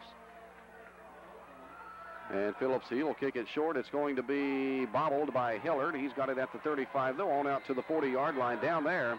And it'll be 1st and 10 from the 40 for Rockcastle County. Fumble there, but they said it was blown dead as Coach Adams. He just about recovered that one, didn't he? Yeah, I tell you what, he loves this game, and he puts a lot into it, and I admire him. A lot of hours. A lot of effort, boy, from that man. Absolutely. Really is. Well, Rockcastle County, like Corbin the last time, is going to come up here with some good field position. 1st and 10 at the 40-yard line. The Rockets will send 2 men out to the right side. That's going to be Kirby and Bullens. I formation in the backfield. Parkey's going to give it up to Harris, and the little guy goes airborne, bounces off a couple of tacklers, and goes on out to the 45-yard line. That was, you don't see that happen too often. He went in the air, bounced off a couple of Corbin Redhounds, and got back on his feet and took off again. Rockcastle's 3 backs run hard, Dave, and it was obvious there that they have lots of effort. That's going to wrap it up for the third period of play with the score of the Corbin Redhounds 10, the Rockcastle County Rockets 7 here at Campbell Field. We'll be back with the 4th and final period in just a moment. You're hearing Redhound football on WCTT T107.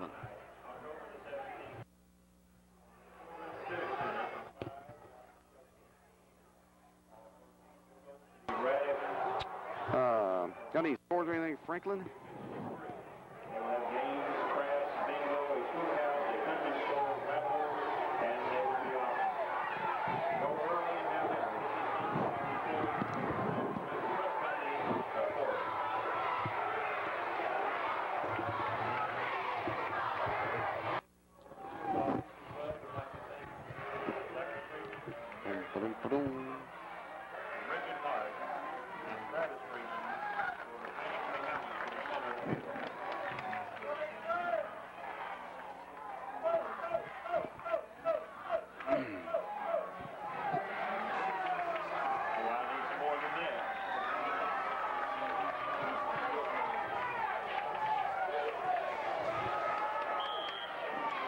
Second and 5 for Rockcastle County as we start off the 4th and final period with the Hounds on top of the Rockets by a score of 10-7. Once again, double wideouts, this time to the left side. Pitchback is going to go to Harris, trying to get out to the left side. Gets a good block over there up to the 50, 45, on down to the 40, and gets speared out of bounds, looked like by Wesley Fortney at about the 40-yard line, but a big gainer, first down and then some for J.D. Harris of Rockcastle County. He got a good block. I didn't see who threw it for him, but just as he cut it back upfield over on the left side, somebody wiped out a Corbin player, and he had a big hole to go through. He did. The kid has good quickness. Well, they run hard. He talked about the backs running hard for Rockcastle County. They do that. They also run very smart with the football. They see the holes, and they get in the holes very well. Bullens comes out of the backfield. He'll be wide out to the right side. That'll be the far side of the field. I formation in the backfield. Hand off once again to Harris. Gets a block from his fullback, Saylor, and Not a lot of yardage there, maybe about 3 down to the 35-yard line. Well, it's one of those again, Dave. It's going to be a nail biter, looks like. Willoughby and Judd in on the stop for Corbin. Chris Judd, a senior. Brent Willoughby, a junior. Big second down play right here. The Corbin defense, if they can rise up here and maybe hold Rockcastle County on this second down, that's going to put the Rockets maybe in a spot on third down. Of course, they're in 4-down territory too, trailing here 10-7.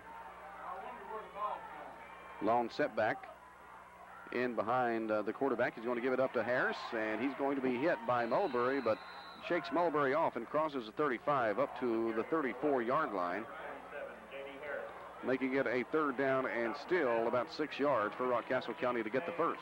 Well, when Rockcastle was faced with this before, they rolled the quarterback out. Mulberry didn't get Harris that time, but he did get in there, got the penetration and got a hand on his leg and slowed him up just enough where the other Corbin defenders could get there and bring him down. I formation, once again in behind Parkey, going to pitch it out to Harris. He's been chased by Shackelford and then a hit and brought down on a good tackle by Jody Mauser as he tried to cut it to the left. Well, I'm telling you, Chris Shackelford was right on his behind that time, and then Mauser came up to knock him off. Nice play defensively for Corbin there, and also the people down inside there put a lot of pressure to force it outside. He wanted to cut up, and then, like you said, Mauser and Shackelford came over to clean up on it. I'm telling you, I don't know if Harris even knew that Shackelford was behind him, but if the Shack had got a hold of him, he'd have known it. Because he wanted him bad that time. Fourth down, critical fourth down, 4th and about 5. Man, it looks like Parkey is going to get the free kick here. Going to kick this one away. No, it's going to be a fake. The ball, Harris falls on it. I just don't know what the heck they were doing there. Harris falls on the football, but that'll still give it over to the Corbin Redhounds on downs. Corbin has it 1st and 10 at the 37-yard line. What do you call that play, Burley? If I'm a coach, I never call it again. Really, huh? Now, what they wanted to do there is they wanted to get Corbin to naturally see him shift into the punt, and then Corbin go ahead and relax and think they're going to punt and then fake it, which, you know, the setup was good, but they didn't handle the ball. They simply mishandled the ball. Right, they dropped the football, and Corbin recovers, so the Hounds have it here 1st and 10. And the offense takes over. Mauser gives it off to Dudley. He's got a hole at the 40 to the 35, or rather to the 45, up to the 47-yard line. Oh, slashing through those holes. I like the way Mark Dudley runs with the football. That's going to be close to a first. He's impressive, Dave. Yes, he is. I mean, if you know football at all, you know that that's impressive. Well, you know, Mark was having an outstanding year last year up into the Russell County game where he has a knee injury that took him out then, and then he wound up with a shoulder injury later on and just had a lot of injury problems, but he looks healthy. He looks 100% to me tonight. Mauser is going to give it up to Phillips, and Big Matt burrows into the line up to about the 49-yard line. That'll be enough for a Corbin first down, just shy of midfield, so the Hounds have it 1st and 10. Well, the momentum, I think after that botched play there by Rockcastle County, the momentum has definitely swung to the Corbin side for right now, at least. I think so, and of course, Corbin really needs to put together a good drive right here because Rockcastle, I don't think, throws the football very well, although they're 1 out of 2, but I don't think that that's the top offense they have. Corbin will line it up in the wishbone with Dudley, the right halfback, the left halfback, Okuma. Davis is the fullback. Mauser gives it off to Dudley on the counter play to the left. Not much going there, maybe about a yard. That'll bring up 2nd down. Dudley does cross into Rockcastle County territory on the carry. Need to really take our time now. Run the play clock down, or they don't have a play clock, but take as much time each time as we can. As this football game, I mean, it's been a good one. It really has. Been an outstanding game. The two teams that, like we talked earlier, most people will agree probably the best in this district, Corbin and Rockcastle County. Middlesboro and Somerset might want to argue that, but now Rockcastle's already thumped Somerset pretty good. Mauser gives it off to Phillips to the right.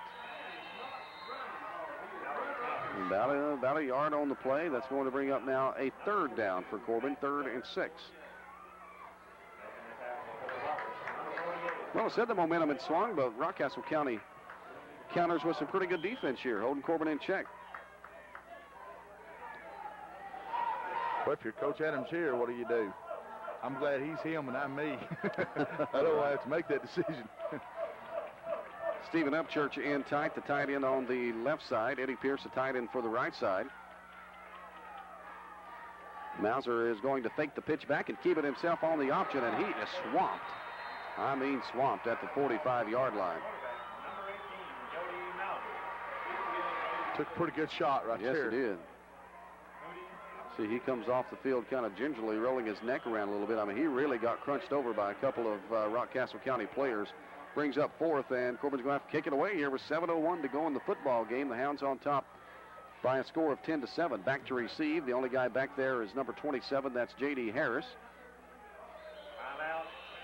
And Corbin will call a timeout. Cotton Adams is mad. Well, let's take a break here. 6:49 to go. Timeout on the field. Corbin leading Rockcastle County by a score of 10-7. You're hearing Red Hound football on WCTT T107.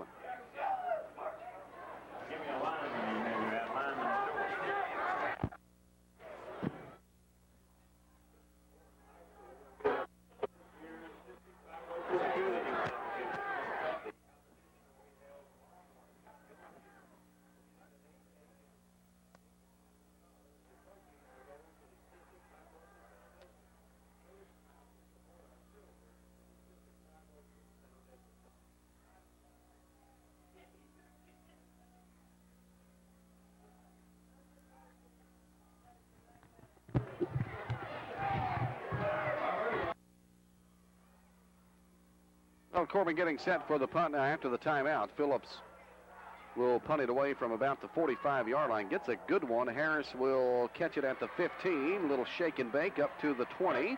Trying to get to the left side. Still trying to get to the left side. Shakes a tackle up to the 25. Shakes a couple more and finally pinned in and brought down at around the 27-yard line.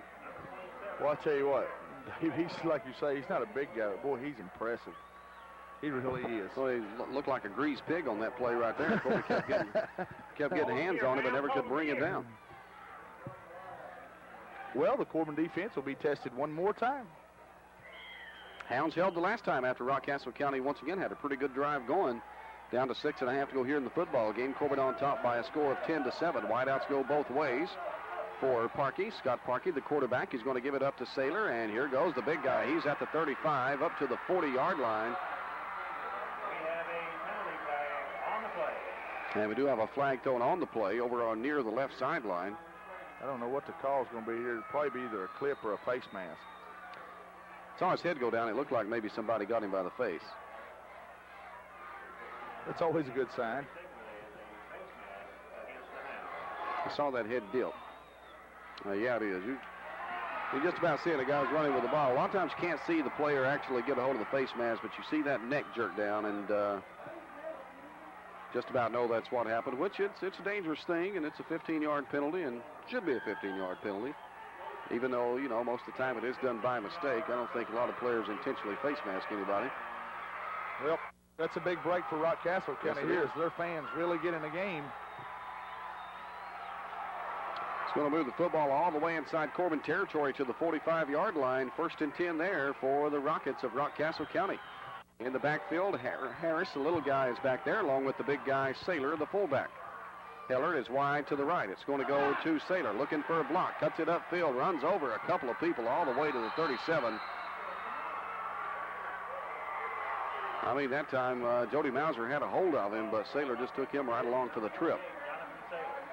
Close to a first down. 2nd down now for Rockcastle County. Rockcastle, they really come off the football. Boy, Saylor, he's a bull. How big is he? He is a 5'10". Says here 160 pounds. 5'10", 160. No way. Looks bigger than that. And the quarterback keeper this time by Parkey. He's across the 30, down to the 27 on the sneak play. That's good for the first down, and some extra yardage there for good measure by Scott Parkey. Going to spot him on about the 30-yard line, so 1st and 10 for Rockcastle County. They're on the Corbin 30. Broke that thing. Yes, he did. That makes twice that Rockcastle County has used that play on 3rd and short. And both times they've gotten the first down and then some to go with it. Got about 4 yards the last time they used it. That time even more. Saylor and Harris line it up behind Parkey. He's going to pitch it back to Harris, looking for some room on the left, looking for room. He's at the 25, and finally, jumping on his back over there is Jason Eastep, number 12, and rides him out of bounds at the 24-yard line. what you call hog collared right there, wasn't he? Right. Well, he just kept running and running, and finally he's so quick. When he did cut it upfield, he was able to get 5 or 6 yards. Well, maybe even about 7 yards. Going to bring up now second down and a short 4 for Rockcastle County. 5 minutes, 5 seconds left to go here in the football game. The Hounds leading 10-7, but the Rockets knocking on the door here. Hey, we got a guy here that's not covering the wide out. Now finally Jason Eastelp comes over to cover Hellard. It's going to go to Saylor anyway, though, around the left side, and he's right at the first down marker, probably has it. Yeah, that time number 80, William Hellard, was lined up on the right side, wide out. Nobody was over there to cover him. Jason Eastelp finally went over. I don't think they had much intention of going to Hellard anyway, but you never know. I don't think they have much intention of doing anything right now other than just give it to them backs. It is a first down by Jonathan Saylor in Rockcastle County, so it's going to be 1st and 10 now. The ball on the 19-yard line. The Rockets, I'm telling you, just lining it up and using that offensive line to move Corbin around. It goes to Saylor to the right side. He is hit and dumped. Who got him that time? Brian Mulberry on the tackle. Loss on the play back to the 21-yard line. Corbin's leading solo tackler on the season, Brian Mulberry, the penetration into the backfield, and boom. Good play by Brian that time. That's the kind of guys you got to call on in situations like this. You got to look to your leaders. And I know Brian is out there. He's talking with his team. He's really trying to get them going. And that'll bring up now a second down and 11 for Rockcastle County. 4:10 left to go in the football game. And the Rockets want to talk it over, so we'll take a break. We'll be right back. You're hearing Red Hound football on WCTT T107.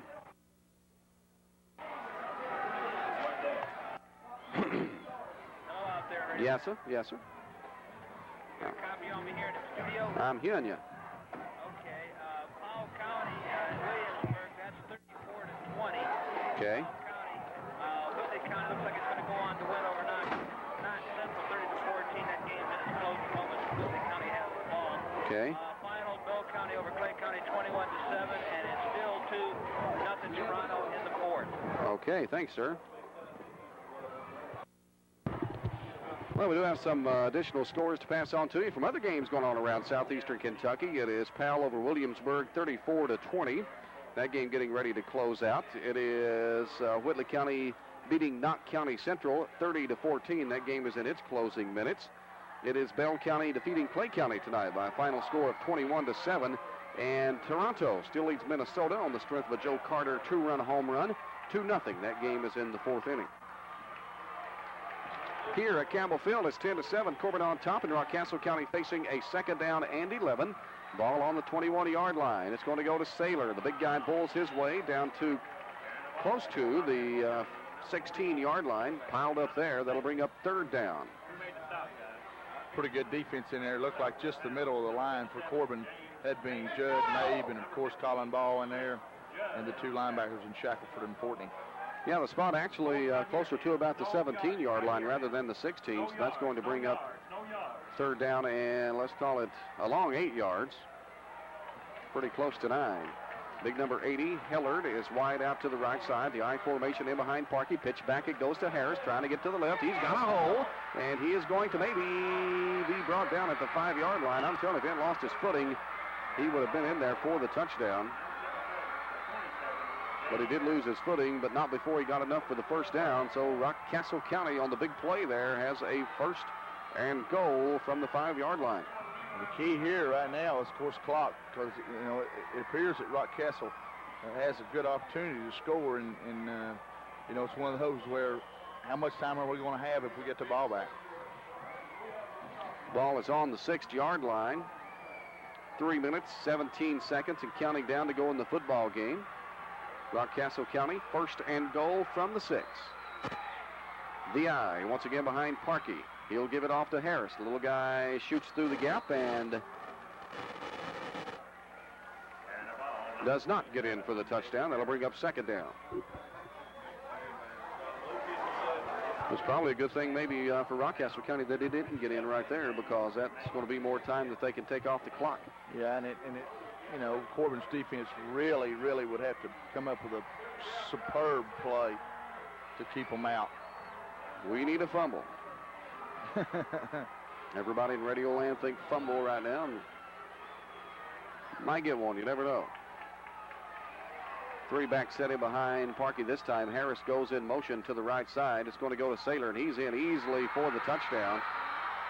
So the big fullback, Jonathan Saylor, he just dove in there for the TD, and that's going to make it now 13-10.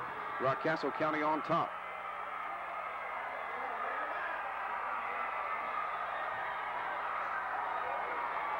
And as they celebrate, we'll take you down on the field with Bill Sloan. Bill? Well, thank you very much, Dave. I thought that the Red Hounds could possibly shut that one down. The Rockcastle Counties have been awesome on the drive as they're going for the 1-point version. And right now, Rockcastle County is set for the PAT as we wait for the snap. The placement, the kick is up and is good. So with 2:21 left to go in this football game, Rockcastle County 14, Corbin 10. You're listening to Red Hound Football on T107 WCTT. Put Dudley in.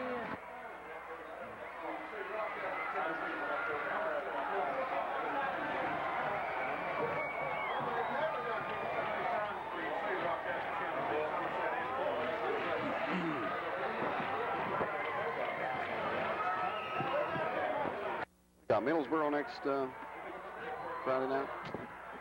I'm not sure.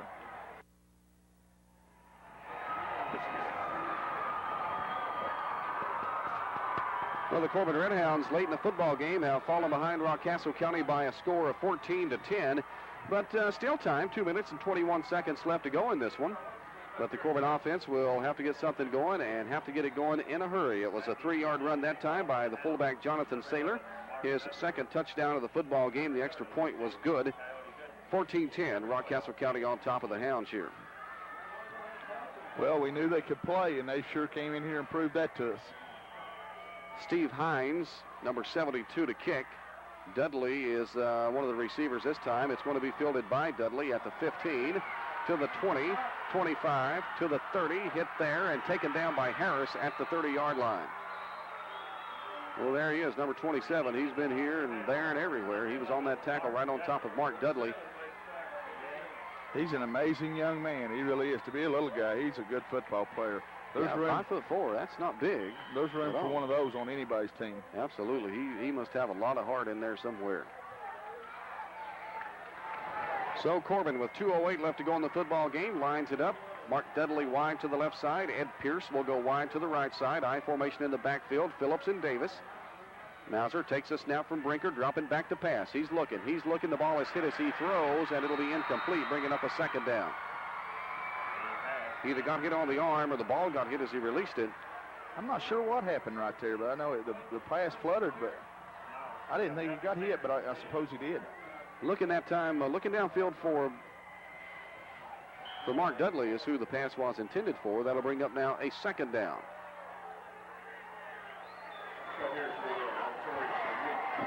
And 10, 1:53 showing on the game clock now. Been a good football game. Corbin just on the wrong end of the stick right now. Jason Eastelp is wide to the left. Mauser dropping back to pass again. He looks, lots of coverage out there. He's going to let it fly for Eastelp, and interference that time. He is just knocked down, and no flag on the play. The pass is going to be intercepted. Number 14 picked it off. Scott Parkey. I don't know unless the official just figured that pass wasn't catchable that time by Eastelp. The guy laid down in front of him. Well, of course, I'm a Corbin fan. That's the way it appeared to me.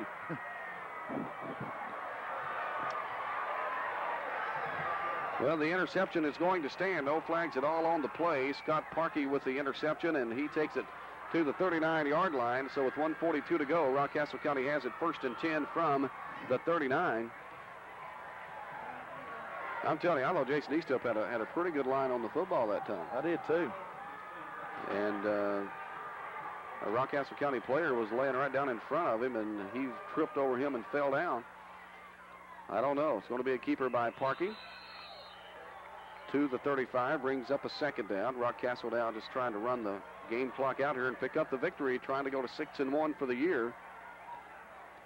Got a good football team, David. There's no question about it. Rockcastle County has a good football team. Yes, they do. For all the folks who said they were winning games just because they were playing easy teams, I don't think that was right. It's not the case, is it? No, it's not. Good football team. I'm telling you, Corbin's had some teams on the schedule this year that surprisingly turned out to be a lot tougher, I think, than folks thought they would be. We got a fumble, and Corbin's got it. We got a fumble. Parkey lost the football. Corbin recovers, so the Hounds suddenly here maybe with some new life. Ball on the 31-yard line. The Corbin offense comes on the field. Cotton Adams over talking to right now Jody Mauser. Jason Eastep, Stephen Upchurch sends them into the football game. So, well, we'll have one last shot. Clock is counting down. We're down now to 57 seconds. The Hounds a bit slow getting back up on the line here, though. Pierce goes wide to the right side. Eastep is wide to the left. We got a player too short now. Phillips comes onto the field. Down to 44 seconds. Mauser takes the snap, looks to pass. He's going to throw it for Pierce. Oh, right off his shoulder pads and out of bounds up on the 46-yard line. It was a good job by Jody. He looked them off over here to the left and then threw back to the right side to Eddie Pierce, and we just couldn't come up with it there. Boy, that took a long time for that play to develop, look. Yeah, it did. Corbin's a bit slow getting back up on the line that time. That takes it down to 37 seconds. Clock is stopped there. Well, we've made it exciting. There's no doubt about that. Well, the Corbin people hanging around here to see. A few hit for the exits, but most of them have stopped down here to watch the rest of the game. I formation in behind Mauser. Double wideouts to the left side. He's back to pass. Looking, throwing for Eastep. Got him over the middle at the 50. Tackled at the 48-yard line. And the pass completion will stop the clock with 30 seconds. And the spot's actually going to be at about the 46-yard line. And, you know, really that's a bad spot there because he was actually carried back to the 46-yard line where he was tackled. Here's Mauser. Back to pass again, looking over the middle. He's got nobody this time. Is it intercepted? No, they say Parkey did not get the football before it hit the ground. He didn't either. He short-hopped it. So with 20 seconds, Corbin facing 2nd and 10 from the 46.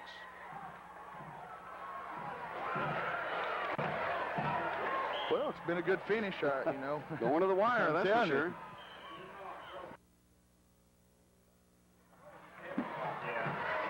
Been a good football game. Been a hard-played, hard-fought football game the whole time. These two teams have just about been at a stalemate the whole time. Unfortunately, Rockcastle County's managed 2 scores and Corbin only 1. Mauser drops back to pass again. Lots of time. Looks over the middle, throwing long. He could have Dudley. He's caught the football down at the 23-yard line, and that'll stop the clock with 11 seconds. What a catch by Mark Dudley. Mark Dudley that time jumped up above a couple of Rockcastle County defenders and pulled that baby in down on the 24-yard line. So Corbin 1st and 10 from the 24, but there's only 11 seconds left in this football game. I'll tell you what, Mark Dudley's made this exciting. I'll tell you, this is a great effort by the Corbin right here late. You know, said they pull this one out, it'd be one of the best comebacks that I've seen in many a day. Is your heart still beating over here now? Yeah, I'm telling you, boy, that was a great catch. We just went out, he just wanted it a little more than the other guys did. Yeah, he did. He jumped above him. The coverage was there. Rockcastle County had the coverage, 2 players, as a matter of fact, but Mark Dudley jumped up above him and pulled that thing in. I wonder if we have another timeout. I think that's it. Yeah, I don't know. I do a very poor job of keeping up with timeouts. I do, too. But I think that I get excited and forget them, but I think that may be the last one for the Hounds. Who has the whistle? Oh, he has. So that's going to bring up a 1st and 10 from the 24-yard line for Corbin. 11 seconds showing on the game clock. Mauser, the quarterback, has Davis behind him. 3 wideouts to the left side. Mauser's dropping back to pass. He's got time. He's throwing over the middle. It is caught by Dudley down at the 10-yard line with 6 seconds. Clock drops on down to 4 seconds after the pass completion. That'll be enough for another 1st down. So the Corbin Redhounds basically have one play to either win or lose this football game.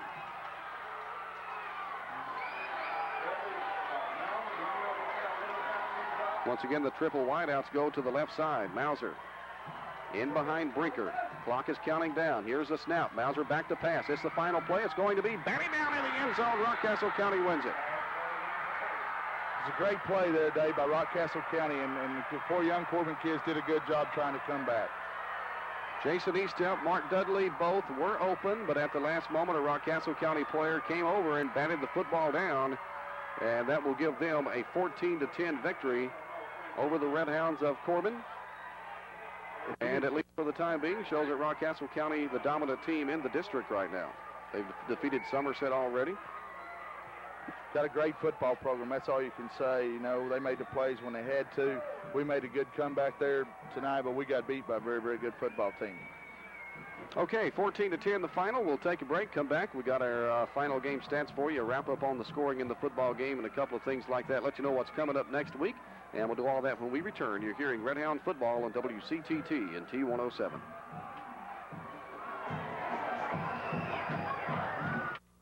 That guy batted that ball down, man. It was. If that guy hadn't batted that ball down, we had it.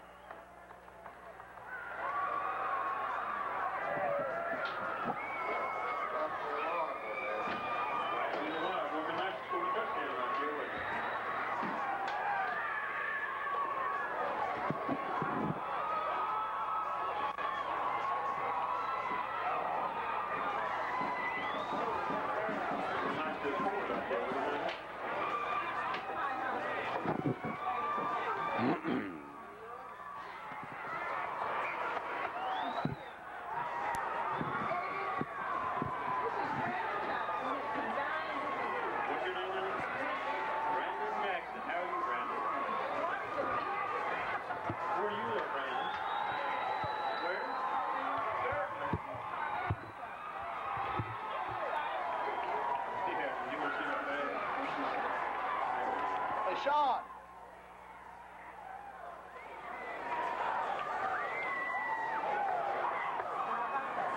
You're good, Randy.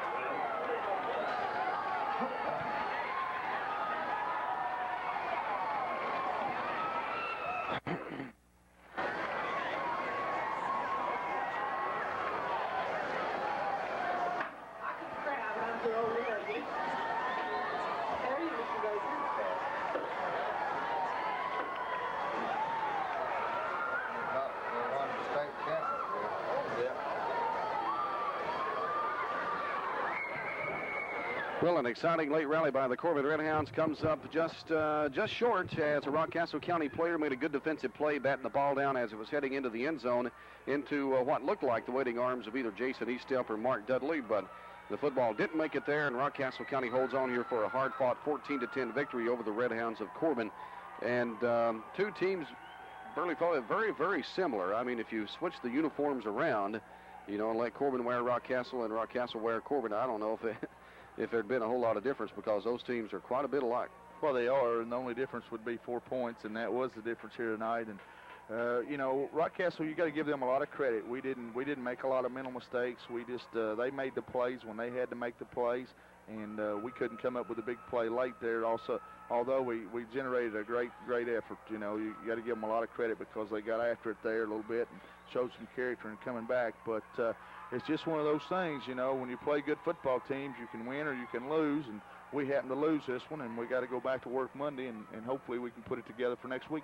Well, you know, you got to keep your head up and keep the chin in the air, and you know, games like this against teams like Rockcastle County, even if you do lose, which Corbin did here 14-10, are still, like you said, they're character builders. It builds that character, makes you just a bit tougher when you get that next opponent on down the line. Well, you know, you got to let it do two things. It can make you better, or it can make you worse, and certainly our program has been around a long time, and I feel like it'll make us better. You know, it's a big win for Rockcastle. Anybody don't think that it's exciting to come to Corbin and win, you had to see the celebration there by them.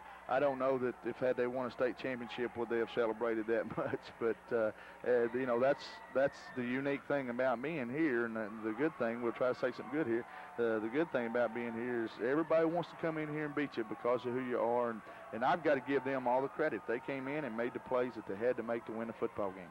Well, Corbin now a losing record at Campbell Field. Probably you'd have to go back a long time before you would find that. Corbin has won one game. That was against Kaywood, and have lost twice here at Campbell Field, beaten by Glasgow and beaten here tonight by Rockcastle County, both quality teams. And I'll tell you what, if they are ready, we'll check down at field side for the final Corbin offensive stats with Bill Sloan. Bill? Well, thank you very much, Dave. Coming out on the final score, on the stats category, Dudley was 12 for 71, Phillips 9 for 48, Davis 6 for 9 yards, and Mauser 5 for 1. In the rushing department, 32 total rushes for 129 yards. It was just one of those days that the Corbin Red Hounds could not do it. Okay, Bill, thank you very much, and we'll see you next Friday night. Bill Sloan down on the field. I want to say thanks to him and thanks to Tim Dudley on the stats, and we'll take one more break, and we'll be right back to wrap it up. You're hearing Red Hound football on WCTT T107. Okay, let's, here comes your wrap-up, Tom Richards. Hello, Dave. Yes, sir. You want some scores? I'm going to wrap this TV thing up here, and then we'll get some, okay? Okay. Just keep playing commercials. I got a good one. Okay, what you got? Williamsburg has come back in the fourth quarter to tie it up. Williamsburg behind Powell County 34-34. 34-34, okay, thanks. Like I say, just keep playing spots till I get through with this, and then send it back to me. Okay. Okay, TV wrap up here in 3, 2, and 1. Well, Rockcastle County 14, the Corbin Red Hounds 10. The Hounds fall now to 4 wins against 3 losses on the season. Rockcastle County builds their record down to 6 wins against 1 loss. Outstanding football season for the Rockcastle County Rockets in their first year of 2A football, in their first year in the same district with Corbin, as a game Burley Foley that, well, people I talk to say this will decide who probably is the best team in the district, and looks like maybe at this time that Rockcastle County is going to get the trophy. Well, you got to give them a lot of credit. Like I say, they are a good football team. You know, I talked with Coach Adams a little bit about them before the game, and he knew they had 3 good running backs, and he knew that they blocked well. He knew that they were physical, and they were all those things. They really did. They came in here and just did a real good job. Bright side for the Corbin Red Hounds, Mark Dudley was back and looked very, very good. He's definitely going to add another dimension offensively for the Corbin team. No question about it. I think you got to be excited about Mark Dudley's return and his effort tonight. Not only that, you know, he seemed like late in the game he tried to come out there and lead the team, and, you know, he's going to give Brian Mulberry some help in that aspect of it. And this team, they just got to do what you do when you lose a football game. You got to go back out Monday, and you got to work to get better. And, you know, hopefully they can do this, and I'm sure they can. Like I say, we got beat by a good football team, and we just got to go back to work. Next Friday night, final home game of the football season, Corbin entertains district rival Middlesboro. Once again, we'll have that game, of course, for you right here. The final score, Rockcastle County 14, Corbin 10. Thanks to Bill Sloan on the field, Tim Dudley on stats, and thanks to Burley Foley. This is Dave King saying join us next time for Red Hound football.